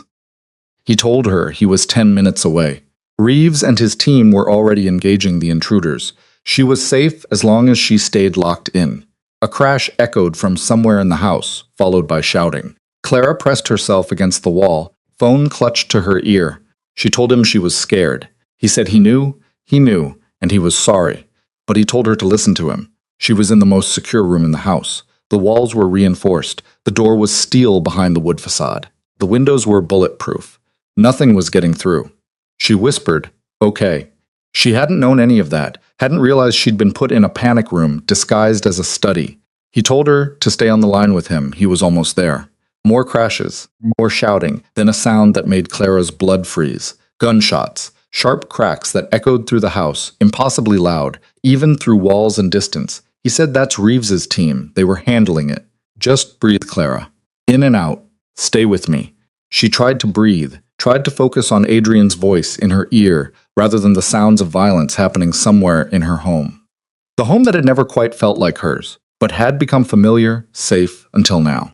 She asked why he would do this, that it was insane. He replied because the merger was about to finalize, and this was his last desperate play. If he could take her, he thought Adrian would back down to get her back safely. Adrian's voice went hard. He was wrong.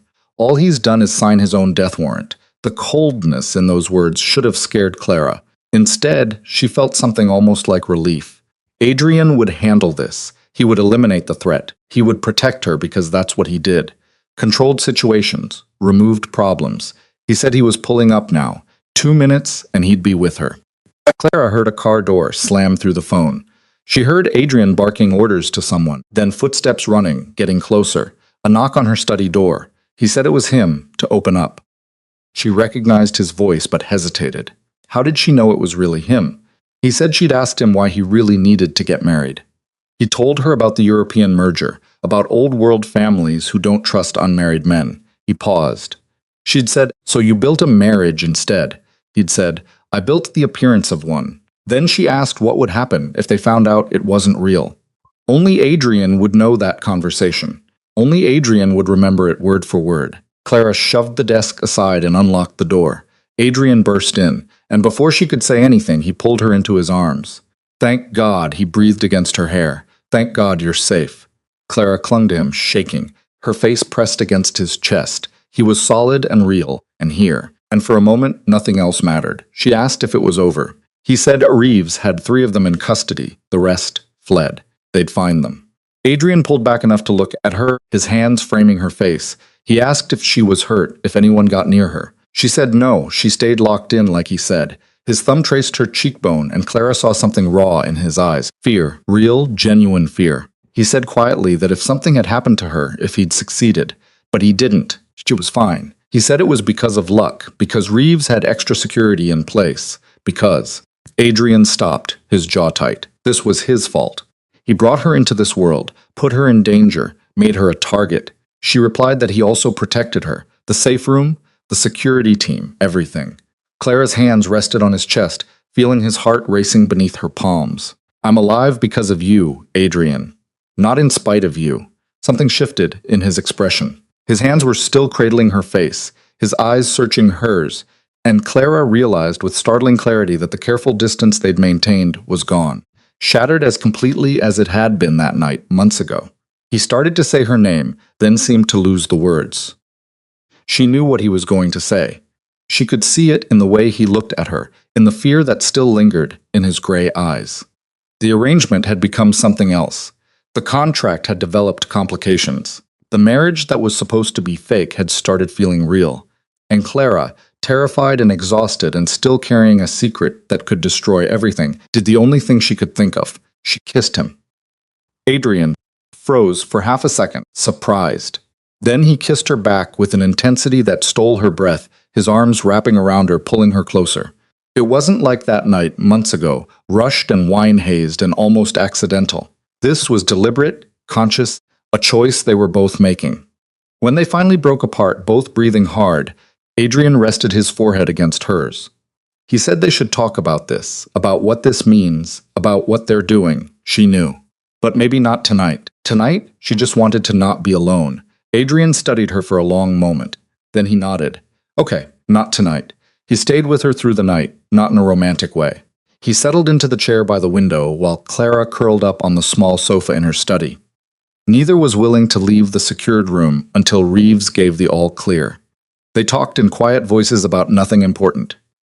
Her latest commission, his frustrating investor meeting, the weather, safe topics that didn't require examining what had just happened between them.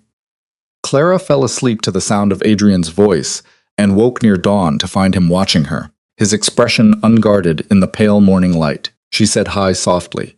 He smiled slightly. He said Reeves cleared the house an hour ago, that she could go back to her room if she wanted. She asked what about him. He said he should probably sleep at some point. It's been a long night. Neither of them moved. Clara sat up, pulling the blanket around her shoulders. She thanked him for coming back, for staying, for everything. He said she didn't have to thank him for keeping her safe, that it was his responsibility. Was it? According to their arrangement, he provided housing and financial security. Nowhere in the contract does it say he has to charge into danger or sit up all night keeping watch. Adrian stood, moved to where Clara sat, and crouched down so they were eye level. He said the contract is just words on paper. It stopped defining what they are to each other a long time ago. She asked what they were to each other. He admitted he didn't know. But it's not what they started as. Not anymore. The honesty in his voice, the vulnerability, made Clara's chest ache. This was the moment. The moment to tell him about the baby, about her plans to leave, about all the secrets she'd been keeping, but the words wouldn't come. Fear choked them back. Fear of his reaction. Fear of losing whatever this fragile thing between them was becoming. Fear of being trapped in a marriage that would turn real for all the wrong reasons. She said instead that she should go, and let him get some rest. Disappointment flickered across Adrian's face, quickly masked. He said of course he'd see her at dinner. She replied that she was never too exhausted for that. Clara left before she could change her mind, retreating to her wing and the safety of space and distance. She showered, changed, and tried to process everything that had happened in the last 12 hours. Someone had tried to kidnap her. Adrian had been terrified. They'd kissed like it meant something. And now everything was complicated in ways that made her original escape plan feel impossible. She couldn't leave now, not with the threat still active, not with Marcus still out there, and not with whatever was developing between her and Adrian, demanding attention she wasn't ready to give it. Clara pressed a hand to her stomach, to the secret that grew larger every day, she whispered. What am I supposed to do? Tell him and risk everything? Keep hiding and let the lies build? I don't know how to do this. The baby, of course, didn't answer, but Clara felt the weight of the choice pressing down on her. The next few days passed in a strange suspension. Adrian increased security to the point where Clara couldn't leave the house without 4 armed guards. Reeves interrogated the captured intruders, extracting information that led to more arrests. Marcus Dalton, it turned out, had fled the country, but not before making several damaging phone calls to Adrian's European business partners. Adrian told Clara over dinner 3 nights after the attack that they were spooked. He looked exhausted, with shadows under his eyes, his usual perfect composure fraying. Marcus convinced them their marriage was fake, that he was unstable, that the whole thing was a business arrangement that would fall apart the moment the merger goes through. Clara's fork paused halfway to her mouth. She asked what he told them. He said the truth, that they were legally married, that she was his wife in every way that matters. He met her eyes. The problem was that Marcus had documented evidence of the arrangement. Witnesses who could testify that they barely knew each other before the wedding. Financial records showing her father's debt. Ice flooded Clara's veins. She asked how he had that information. Because he wasn't careful enough. Because he thought the arrangement was airtight and didn't account for someone digging deep enough to find the foundation.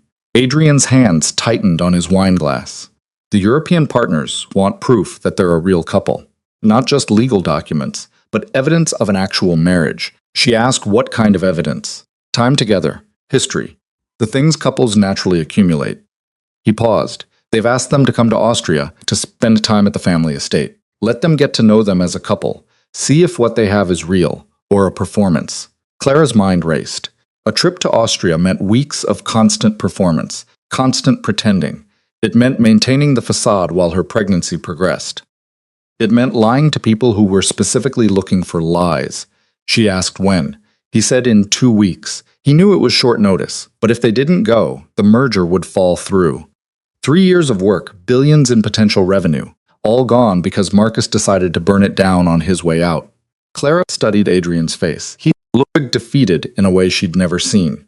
This merger meant everything to him. Validation, expansion, proof that he'd built something lasting. Losing it would destroy him professionally.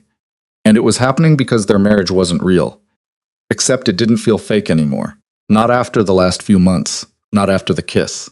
Not after Adrian had held her and promised she was safe and looked at her like she was something precious. Clara said, okay, they'll go. They'll convince them. Adrian's eyes widened slightly. He said she didn't have to do this, that he knew he'd asked too much already. She reached across the table and took his hand. They were in this together.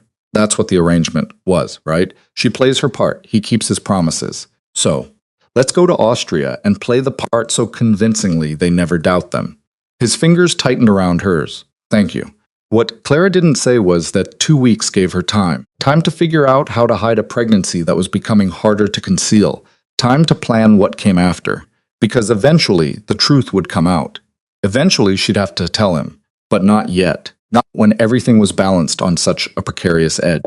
She'd give him this. Give him the merger.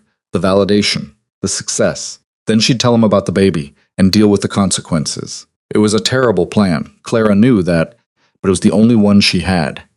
The 2 weeks before Austria disappeared in a blur of preparation. Clara met with stylists who filled her suitcases with appropriate clothing for country estates and formal dinners. She researched Austrian customs, practiced German phrases she'd probably never use, and tried not to think about morning sickness in a foreign country. Adrian worked around the clock, shoring up contracts and dealing with the fallout from Marcus's sabotage. They barely saw each other, except at the dinners they'd maintained, and even those were rushed, both too exhausted for real conversation. The night before their flight, Clara packed with hands that wouldn't quite steady. Everything felt precarious, like she was standing on the edge of something she couldn't see clearly. A knock on her door interrupted her thoughts. Adrian stood in the hallway, looking uncertain in a way that still surprised her. He asked if he could come in. Of course. He entered her wing for the first time since the wedding night, looking around at the space she'd made her own. Her sketches covered one wall, plants lined the window sills, and books were stacked on every surface. It was messy and lived in, and completely unlike the sterile perfection of the rest of the house. He said it was nice, very her. Messy and chaotic, but alive. He moved to the wall of sketches, studying them. He said she was incredibly talented, and he didn't think he'd told her that enough. She replied that he'd told her. Not enough, he said. Adrian turned to face her. He wanted to talk to her before they left. About the trip, about what they'll expect to see. Clara braced herself. He said they'd expect affection, history, the casual intimacy couples develop over time. Adrian moved closer. He knew they'd maintained distance, kept to their separate wings, but in Austria, they'd need to share a room, act like they actually sleep beside each other every night. The thought of sharing a bed with Adrian for weeks, of maintaining that level of deception while hiding her pregnancy, made Clara's stomach twist. She said she could do that. He said there was more. They'd ask about how they met, their first date, when they fell in love. They needed a story, something consistent, something believable. She asked what he suggested. He said the truth mostly. They met through her father. He needed a wife, she needed help. But instead of saying it was an arrangement, they'd say it was love at first sight, that he took one look at her and knew. His gray eyes held hers, that he couldn't imagine his life without her in it. The words spoken in his quiet, certain voice did something to Clara's heart. She asked about her story. He said she was hesitant at first. He was too intense, too serious, too controlled. But he wore her down with persistence and terrible jokes, and eventually she agreed to dinner. Adrian smiled slightly. 3 dates, and she was his. 6 months, and they were married. Fast, maybe, but when you know, you know. It was a good story, a believable story, the kind of thing that happened in real life. She asked about the part where Barely looked at her for the first 2 months of their marriage, how they would explain that. He said, they don't, because it didn't happen in this version. In this version, he couldn't stay away from her. Still can't. Adrian's hand came up and cupped her cheek. In this version, she was the best thing that ever happened to him, and he was terrified of losing her. His thumb traced her cheekbone, the same gesture he'd made the night of the attack. Clara's breath caught. She knew they were supposed to be acting, maintaining the deception. He stopped, seemed to struggle with something. What if they didn't have to pretend? What if some of it could be real?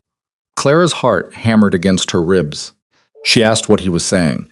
He was saying that somewhere between the wedding and now, between the dinners and the conversations, and the way she looked at him like he was actually human, this stopped being just an arrangement for him. Adrian's voice was barely above a whisper. He was saying he cared about her more than he should, more than the contract allows. The confession hung between them. Heavy and dangerous, and exactly what Clara had been afraid of.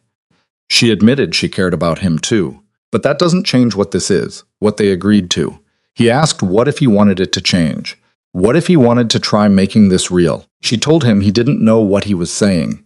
He knew exactly what he was saying. His other hand came up, framing her face. He knew he forced her into this marriage. He knew she was here because of debt and obligation. But if there was any chance, any possibility that she might want this to be more than a contract, he was asking her to tell him. This was it. The moment Clara should tell him everything. The pregnancy, the escape plan, the fact that she'd been lying to him for months. But looking into his eyes, seeing the vulnerability there, the hope, Clara couldn't bring herself to destroy it. She said honestly that she didn't know. She didn't know what she wanted. Everything was so complicated. His forehead rested against hers. He said, then let's uncomplicate it. Come to Austria with me. Play the role of my wife. And let's see what happens when we stop pretending to pretend, when we just are. And after, when the merger goes through, then they would figure it out together. No more separate wings, no more careful distance. Just them trying to build something real. It was everything Clara hadn't known she wanted until this moment, and everything she couldn't have because of the secret growing inside her. But standing here, with Adrian's hands gentle on her face, and his eyes full of something that looked terrifyingly like love, Clara made another terrible choice. She whispered, okay, let's try. Adrian's smile was brilliant, transforming his usually guarded face. Then he kissed her, soft and sweet and full of promise. Clara kissed him back and tried not to think about the moment this would all fall apart. She tried not to count the weeks until her pregnancy would be visible. She tried not to imagine the look on his face when he learned she'd been lying all along. She'd give him this. These weeks in Austria, this chance at something real. Then she'd tell him the truth and face whatever came after. It was the worst plan she'd ever made, but as Adrian pulled her closer and whispered her name like a prayer, Clara couldn't bring herself to regret it. Not yet. Not when this beautiful, impossible thing between them finally felt within reach. Even if she knew, had always known that she'd have to let it go. The flight to Austria stretched through the night. They had first-class seats that converted to beds, champagne Clara couldn't drink, and Adrian working beside her on his laptop until exhaustion finally won. She watched him sleep, his face softer in rest, and tried to memorize this moment before everything changed, because it would change. The secret she carried made that inevitable. They landed in Vienna to gray skies, and a cold wind that cut through Clara's coat. A car waited. Not just any car, but a vintage Rolls-Royce that screamed old European money. The driver spoke in German-accented English, navigating roads that wound through countryside so beautiful it looked painted. The estate appeared after 2 hours of driving, emerging from the morning mist like something from a fairy tale. Stone and timber sprawling across a hillside, with mountains rising behind it. Clara's breath caught despite her anxiety. She murmured that it was stunning. Adrian took her hand, lacing their fingers together. The gesture still felt new, electric. He said to wait until she saw the inside. The family who owned the shipping conglomerate, the Hoffmans, met them at the entrance. Frederick Hoffman was in his 70s, silver-haired and sharp-eyed, assessing Clara with the kind of scrutiny that made her feel transparent. His wife Margot was warmer, taking Clara's hands in hers and speaking in careful English. "Welcome, my dear. We are so pleased to finally meet Adrian's bride." Clara said thank you for having us, playing her role perfectly. Their daughter Elise was closer to Clara and Adrian's age, elegant and watchful. She said she'd show them to their rooms, that they must be exhausted from traveling. Rooms, plural. Clara's stomach dropped, but when Elise opened the door, it revealed one large suite, a bedroom, a sitting area, a luxurious bathroom, and one bed. Elise said she hoped this was suitable, that they prepared their best guest quarters. Adrian replied smoothly that it was perfect, and thanked her. When they were finally alone, the door closed behind them. The reality of the situation hit Clara fully. 2 weeks sharing this space, sharing that bed, maintaining the deception 24 hours a day, while her body slowly betrayed her secret. Adrian offered quietly that he could sleep on the sofa if she'd prefer. Clara looked at the sofa. It was beautiful, but clearly not designed for someone Adrian's height. They'd have staff who would notice things like that. Separate sleeping arrangements would raise questions, so they would share the bed. Clara confirmed it, trying to sound casual about something that felt monumentally intimate. That first night set the pattern. They dressed for dinner in the formal dining room, met the extended Hoffman family and various business associates, smiled and touched and played their parts. Clara told the story they'd crafted, love at first sight, whirlwind romance, a wedding that couldn't wait. Adrian backed her up perfectly, adding details that made it feel real. At one point, he said she was wearing a yellow dress, describing their fictional first date. He remembered thinking she looked like sunlight, like something that could chase away all the dark. Clara's heart twisted because he was looking at her like he meant it, like maybe it wasn't entirely fiction. Later, in the privacy of their suite, they navigated the strange intimacy of sharing space. Adrian used the bathroom first, emerging in sleep pants and a t-shirt that made him look younger, less guarded. Clara took her turn, changing into modest pajamas, taking anti-nausea medication she'd hidden in her toiletry bag. When she came out, Adrian was already in bed on one side, leaving her plenty of room. She said this was strange as she climbed in beside him. He agreed, very strange. Adrian turned off the lamp, plunging them into darkness. But not terrible. Not terrible, Clara agreed. They lay there in silence, the space between them feeling both vast and impossibly small. Clara was acutely aware of his breathing, his warmth, his presence. Adrian's voice came soft through the dark. He thanked her for coming here, for doing this. He knew it was a lot to ask. She said he'd thanked her 3 times already. He said he'd probably thank her 3 more before they left. She could hear the smile in his voice. He told her to sleep well. But sleep was elusive. Clara lay awake, listening to Adrian's breathing, even out, her hand resting on her stomach, and wondered how long she could maintain this before the truth destroyed everything. The days in Austria developed their own rhythm. Mornings meant breakfast with the family, with Frederick asking pointed questions about their marriage, their plans, their future. Clara and Adrian navigated it together, their story becoming smoother with repetition. Afternoons were tours of the estate, the shipping facilities, and long business discussions Clara wasn't part of. Evenings brought formal dinners and careful performances, and nights meant sharing that bed, the darkness making everything feel more honest. On the 4th night, Clara woke from a nightmare. Marcus's men breaking through her study door, Adrian not arriving in time. She found herself shaking. Adrian stirred beside her and asked what was wrong. She said it was nothing, a bad dream, and told him to go back to sleep. But he sat up, turned on the small lamp, his face concerned in the soft light. He told her to talk to him. It was just the attack, her mind replaying it differently. Clara wrapped her arms around herself. She was fine. He said she was trembling. Adrian moved closer, tentative. He asked if he could hold her. Clara nodded, and suddenly she was wrapped in his arms, her head against his chest, his heartbeat steady beneath her ear. It should have felt wrong. They were supposed to be maintaining distance, keeping the arrangement clean. But it felt achingly right. Adrian murmured against her hair that she was safe, that he promised nothing was going to hurt her. The words were meant to comfort, but they made Clara want to cry because she wasn't safe. She was carrying a secret that would detonate the fragile thing building between them, and when it did, she'd be alone again. She started to say his name, thinking maybe this was the moment. Maybe in the dark she could finally tell him. He said yes. The words stuck in her throat. Coward, she thought. Tell him. She said she was glad they were trying. This thing between them, she was glad it wasn't just pretend anymore. It wasn't what she'd meant to say, but Adrian held her tighter and whispered, "Me too." They fell asleep like that, tangled together. And when Clara awoke in the morning to find herself still in his arms, the pretense felt more dangerous than ever. A week into their stay, Margot invited Clara for tea.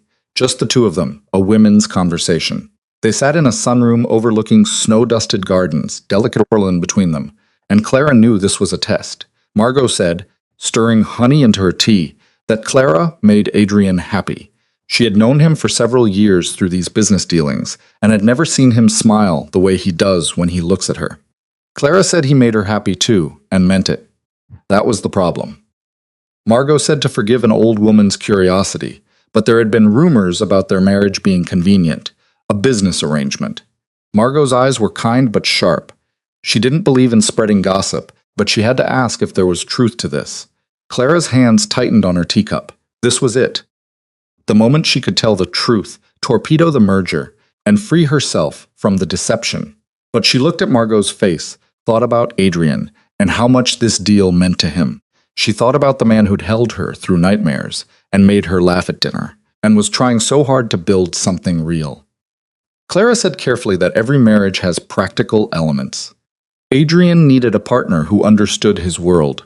She needed security, but what started as practical became something more. She fell in love with her husband. That part wasn't strategy. That part was terrifyingly real. The confession hung in the air, more honest than Clara had intended, because it was true.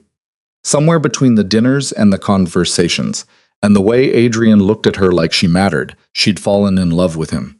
Which made everything so much worse. Margot smiled, reaching across to pat Clara's hand.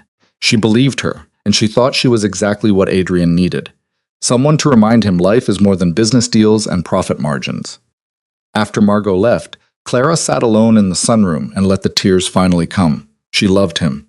She was carrying his child. She'd been planning to leave, and now she was trapped in a web of lies so complex she couldn't see a way out. That night, Frederick announced the merger would proceed. Papers would be signed at the end of their stay. Adrian's face when he heard the news was pure relief and triumph. He looked at Clara across the dining table, his eyes bright with gratitude and something deeper. She smiled back and felt her heart break a little more. Later in their room, Adrian pulled her into his arms and spun her around. He said they did it. She did it. They believed them. The merger was happening. She said she was glad, and she was. Adrian set her down but kept his arms around her waist. He said this changes things. Once the merger was final, the pressure was off. They could stop performing and just be them. She asked who us was.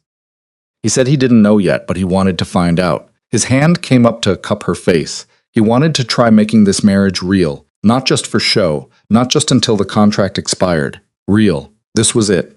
The moment to tell him everything. The pregnancy, the lies, the escape plan she'd abandoned, but never quite dismantled.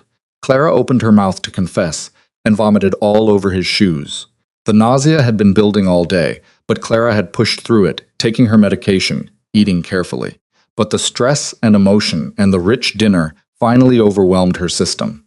She barely made it away from Adrian before being sick again, her body rebelling against all the secrets she'd tried to contain. Adrian was at her side instantly, pulling her hair back, supporting her. He asked what was wrong, if she was ill. She couldn't answer, too busy being violently sick. When it finally stopped, Clara found herself on the bathroom floor, shaking, with Adrian pressing a cool cloth to her face. He said he was calling a doctor, his voice tight with worry. Clara grabbed his wrist. No doctors. She was fine, it was just something she ate. He said she wasn't fine. She'd been pale for days, exhausted, picking at her food. Adrian's eyes narrowed. He asked how long this had been happening. She said it was nothing. He told her not to lie to him, please, not now. His hand was gentle on her face, but his voice was firm. He asked what was going on. Clara looked at him. This man she'd married for all the wrong reasons, who'd become everything she hadn't known she needed. And the truth spilled out. I'm pregnant. The words hung in the air between them. Adrian went completely still, his expression unreadable. Pregnant, he repeated, as if testing the word. She said it was about 4 months, from that night, the one they never talked about. Clara's voice shook. She found out a few weeks after the wedding. She didn't tell him because she was planning to leave. She had money saved, cities researched. She was going to disappear before he could turn their baby into another contract. Adrian stood abruptly, walking away from her. Clara watched his back, rigid with tension, and felt everything falling apart. He said, his voice dangerously quiet, "You are going to take my child and vanish." She said she was going to protect their child from a loveless arrangement, from being raised in a house where their parents were strangers playing roles. Clara pushed herself up, leaning against the sink. She reminded him that he'd made it very clear he didn't want complications. A baby is the ultimate complication. Adrian turned, and Clara saw fury in his face. He asked if she decided for both of them, decided he didn't deserve to know, didn't deserve a choice. Did it ever occur to her to tell him, to trust him? She'd blackmailed her into marriage. She'd bought her like a... Adrian's voice rose, his control finally cracking. He'd given her a way out of an impossible situation. Yes, the terms were harsh. Yes, he leveraged her father's debt, but he also kept every promise he made. Her father got the best care. She lived in security. He never touched her without permission, never demanded anything beyond what they agreed. And the one time they broke the rules, the one time they had something real between them, she hid the consequences and planned to run.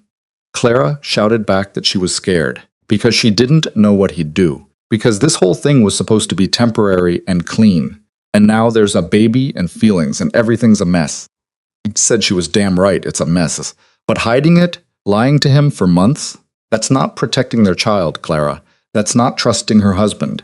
The words came out cruel, meant to wound. He's not really her husband, not in the ways that matter. They hit their mark. Adrian's expression shuddered completely. Right. Of course. This was all just an arrangement. The dinners, the conversations, the way she kissed him, like it meant something. All just part of the performance. His voice went cold, distant. His mistake for thinking it could be real. He walked out of the bathroom, and Clara heard him moving around the bedroom, gathering things. She called out, asking what he was doing. He said he was giving her what she obviously wanted. Space, distance. He'd sleep in the library tonight, maybe for the rest of their stay. Adrian appeared in the doorway, coat in hand, his face carefully blank. Congratulations, Clara. You're free to keep your secrets and plan your escape. I won't stand in your way. But he was gone, the suite door closing quietly behind him. And Clara was alone, with her truth and her fear, and the baby she'd hidden for so long. She sank to the floor and finally let herself completely fall apart. The next morning, Clara awoke alone in the too large bed, her eyes swollen from crying, and knew she'd destroyed everything. Adrian hadn't returned during the night. When she made her way downstairs for breakfast, the Hoffmans informed her he'd left early for the shipping facilities. Urgent business that couldn't wait. Running from her, Clara realized, just like she'd planned to run from him. The irony would have been funny if it didn't hurt so much. She spent the day in the suite, unable to face anyone, unable to eat. Margot sent up tea and pastries with a note. Whatever is wrong, it can be fixed. Talk to each other. But how could Clara fix this? She'd lied, hidden, planned betrayal, and Adrian's face when she'd said he wasn't really her husband. She'd meant to hurt him, and she had, deeply.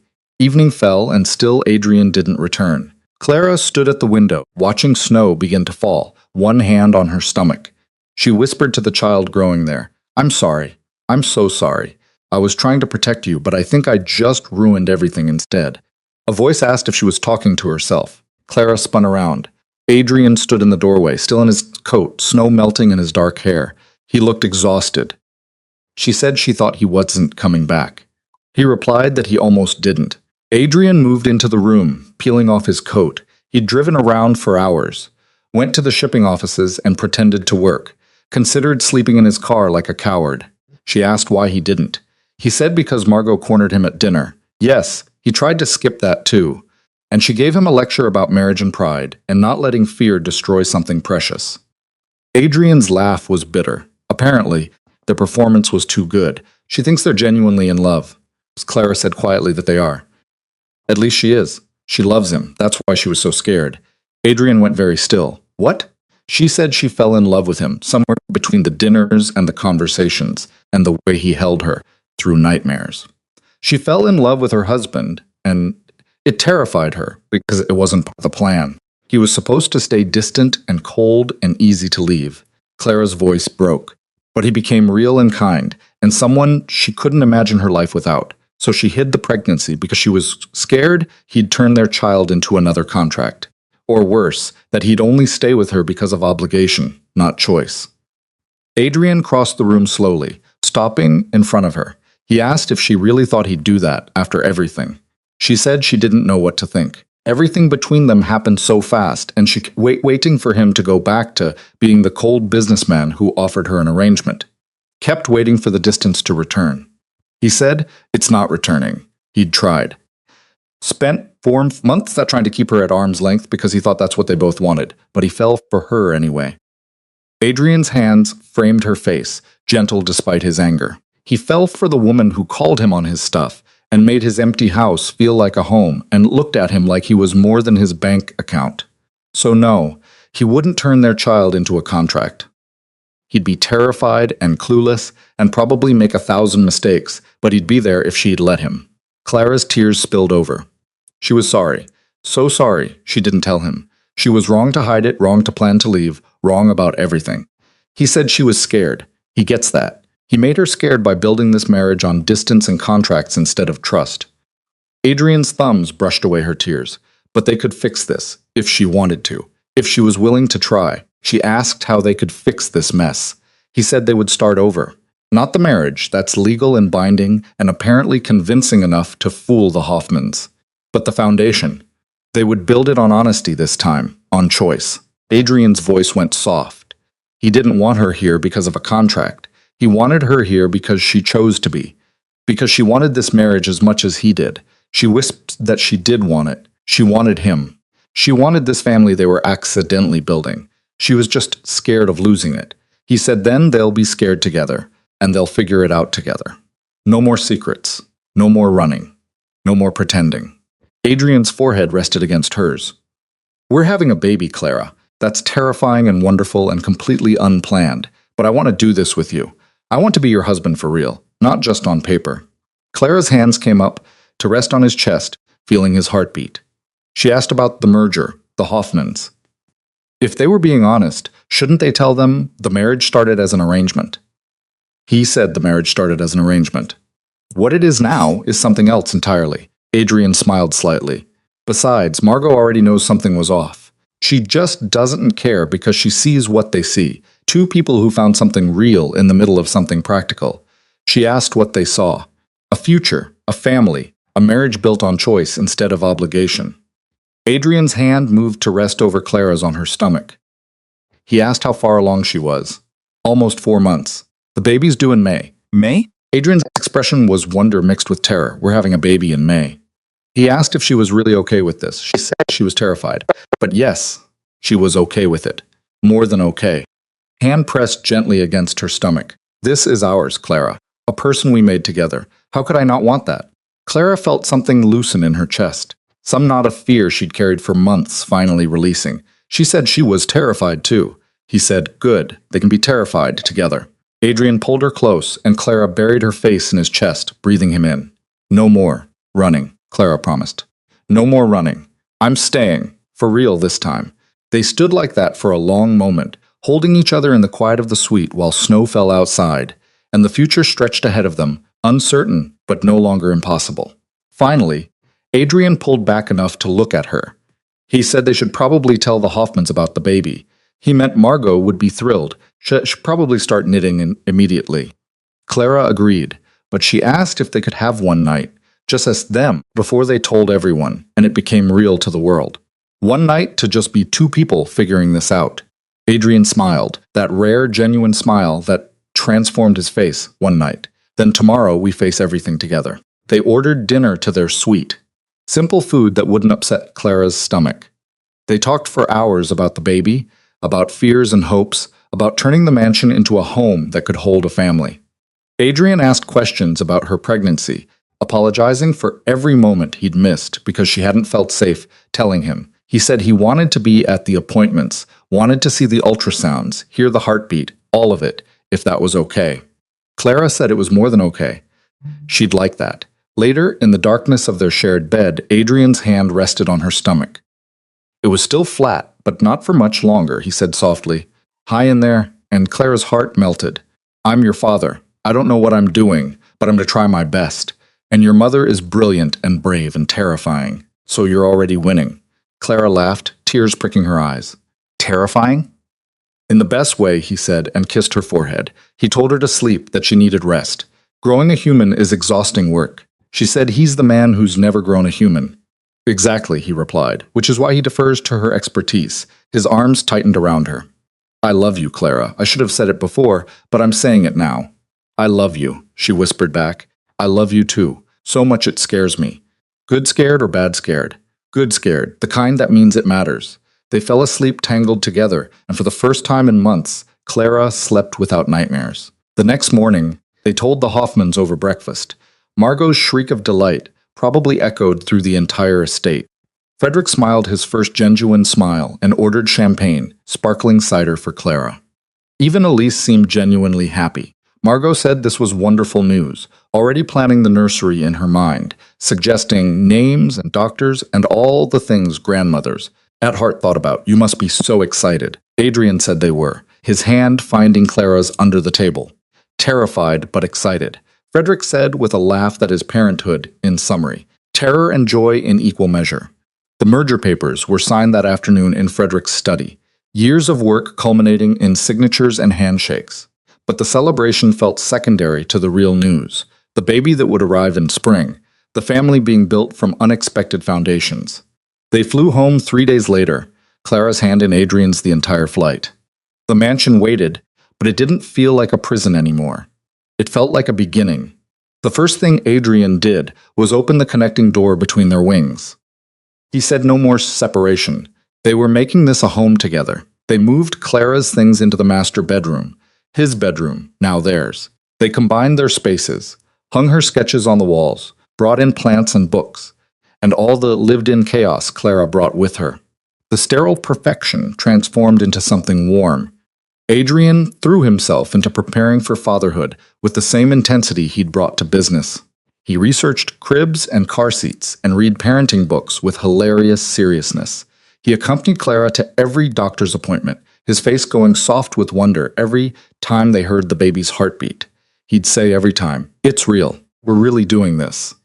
Clara's father recovered enough to visit, and when they told him about the baby, his tears were happy ones. He told Adrian he was sorry for putting them both in this position, for the debt that forced this marriage. Adrian said not to be, surprising them both. If he hadn't, he never would have met Clara. He never would have fallen in love. He never would have this. He gestured to Clara's visible belly, 5 months now, unmistakably pregnant. Sometimes the best things come from the worst circumstances. The pregnancy progressed. Clara's belly grew. Adrian talked to their daughter every night. They'd learned it was a girl at the 20-week ultrasound, and Adrian had cried. He'd suggested Elena after his sister, if that was okay. Clara had agreed it was perfect. They transformed a room near the master bedroom into a nursery. Soft yellows and gentle greens, since Clara refused the stereotypical pink. Adrian assembled furniture with endearing incompetence, cursing at instruction manuals, while Clara laughed from her perch on the rocking chair. He muttered he ran a billion-dollar empire, but this crib was defeating him. She asked if he wanted help. He said absolutely not. This was a matter of pride now. He eventually got it assembled, looking triumphant despite the 3 extra screws sitting on the floor. Winter gave way to spring. The gardens bloomed. Clara's due date approached, and the mansion that had once felt like a beautiful prison transformed into a home filled with laughter and love and the anticipation of new life. Elena arrived on a rainy May morning after 12 hours of labor that Adrian later described as the most terrifying experience of his life. Clara pointed out that he wasn't the one in labor. He said no, but he had to watch her in pain and feel completely helpless. That's its own kind of hell. But when the nurse placed Elena in Adrian's arms for the first time, his face transformed with such pure love that Clara fell for him all over again. He whispered, "Hi, little one," with tears streaming down his face. "I'm your dad, and I promise you, every day for the rest of my life, I'll be here. I'll show up. I'll love you and your mother with everything I have." Clara watched her husband hold their daughter and felt something click into place. This was what she'd been afraid of losing. This was what she'd almost run from. This impossible, beautiful family they'd built from a contract, inconvenience, and unexpected love. The first months of parenthood were exhausting and wonderful, and occasionally terrifying. Adrian changed diapers with surprising competence.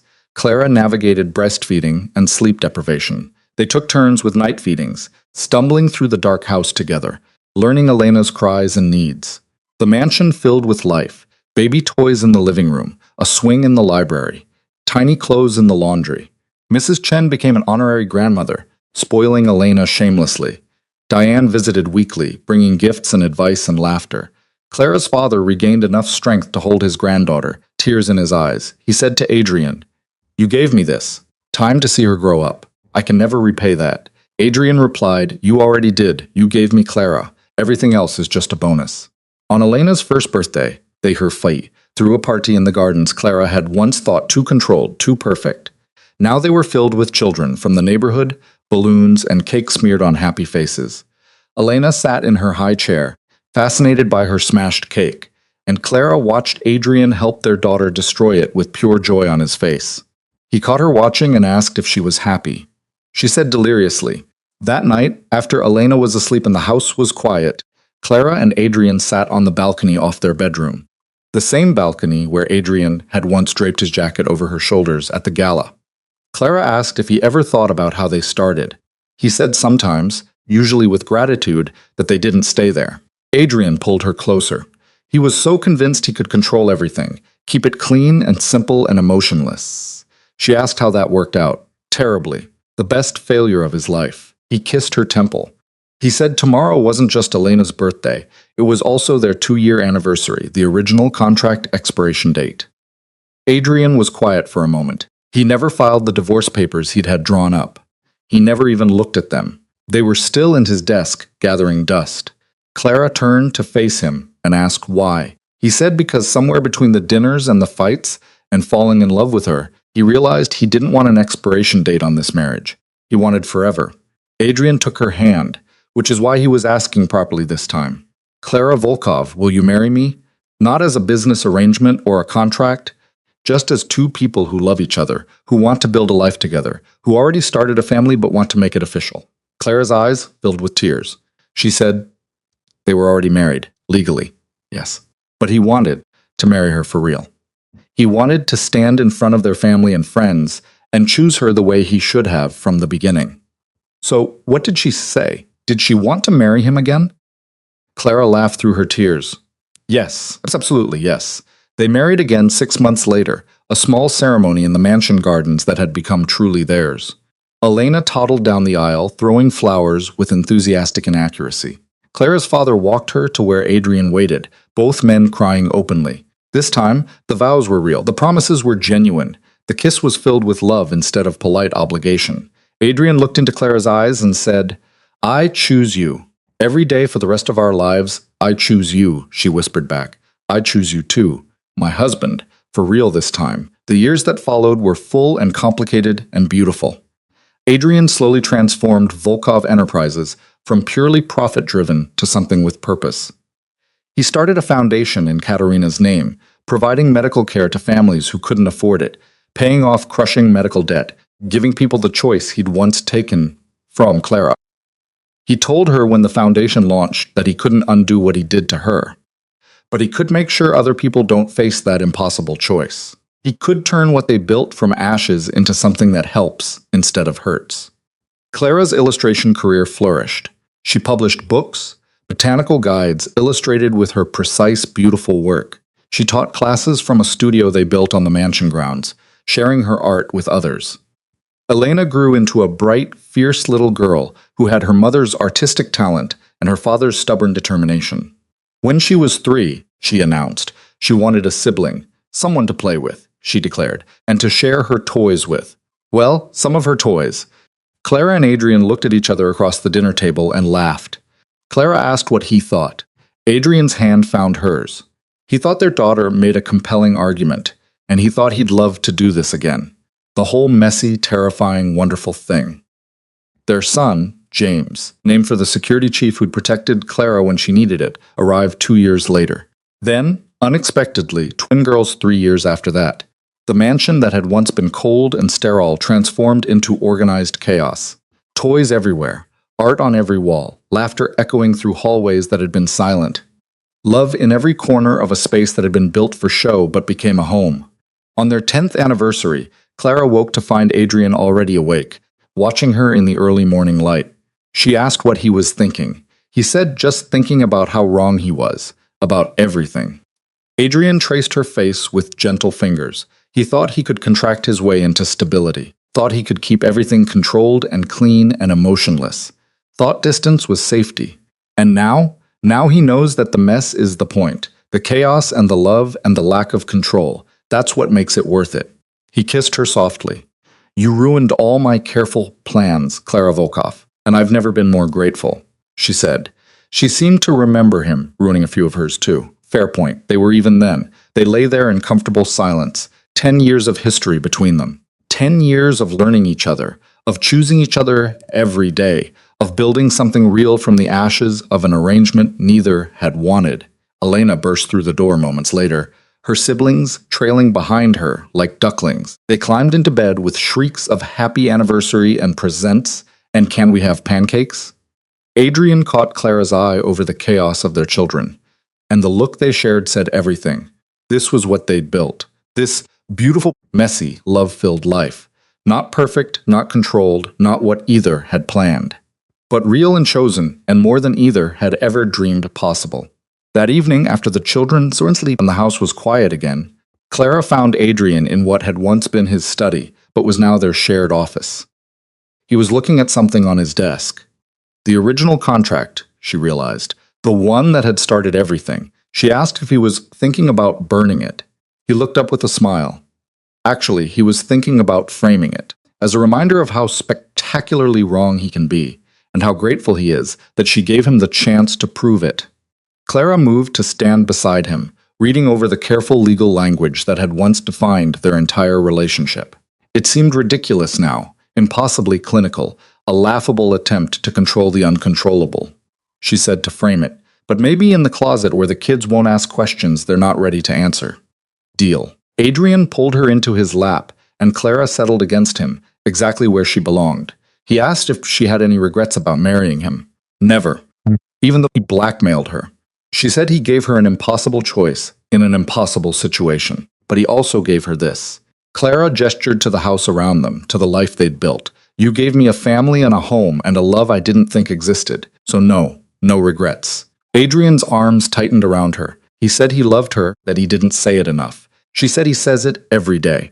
In words, maybe. But Clara, he loved her in ways he didn't have language for, in the way she's transformed every part of his life, in the way she makes him want to be better, in the way she gave him a family when he'd given up on ever having one. Clara turned to kiss him properly. She loved him too. Even when he leaves extra screws on the floor when assembling furniture. He said that was 1 time. 3 times. But who's counting? They laughed. And in that laughter was years of history, of growing together, of choosing each other over and over again. Later that night, Clara stood in the nursery, now converted to a playroom since the twins had their own room. She looked at the chaos of toys and books and art supplies. The mansion that had once been a prison had become exactly what Adrian had promised that night in Austria. A home, not because of the expensive furniture, or the perfect architecture, or the carefully maintained grounds, but because of the love that filled every corner, the laughter that echoed through the halls, the children who ran through rooms that had once been showpieces, the man who'd learned to be a husband and father and partner instead of just a businessman. Clara had come here as a captive, bound by debt and obligation and fear. She'd planned her escape, counted the days until freedom, built walls to protect herself from caring too much. But somewhere between the dinners and the conversations, and the night Adrian had held her through nightmares, Those walls had crumbled. The captive had become a wife. The arrangement had become a marriage. The stranger had become the love of her life. And the beautiful prison had become home. Adrian's voice came from the doorway, asking if she was okay.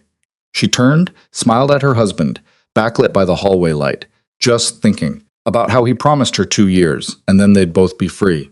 He said that was the deal. Adrian moved into the room and wrapped his arms around her from behind, his chin resting on her shoulder. He lied. Turns out he never wants to be free of her. Is that okay? Clara leaned back against him, his warmth solid and real and chosen. More than okay, because I'm not going anywhere. You're stuck with me, Volkov. He replied it was the best sentence he'd ever served. They stood there in the quiet playroom, in the house that had witnessed their transformation. And Clara felt something settle deep in her bones. This was where she belonged. Not because a contract said so, not because debt demanded it, but because she'd chosen it. Every single day she chose it. And every single day, Adrian chose her right back. That was the real magic. Not the mansion or the money or the carefully constructed appearances, but the choice. The daily decision to love each other, to build a family, to transform a transaction into something transcendent. Clara had started this journey, thinking love was something other people got, that she'd survive her sentence and escape to freedom and maybe find something real somewhere else. But she'd learned the truth along the way. Love wasn't something she'd been denied. It was something she'd built, brick by brick, dinner by dinner, choice by choice, with a man who'd started as a stranger and become her everything. And in the end, the woman who'd been purchased became priceless. The marriage built on contracts became unbreakable, and the beautiful prison became the freest place Clara had ever known, because she was exactly where she chose to be, exactly where she belonged.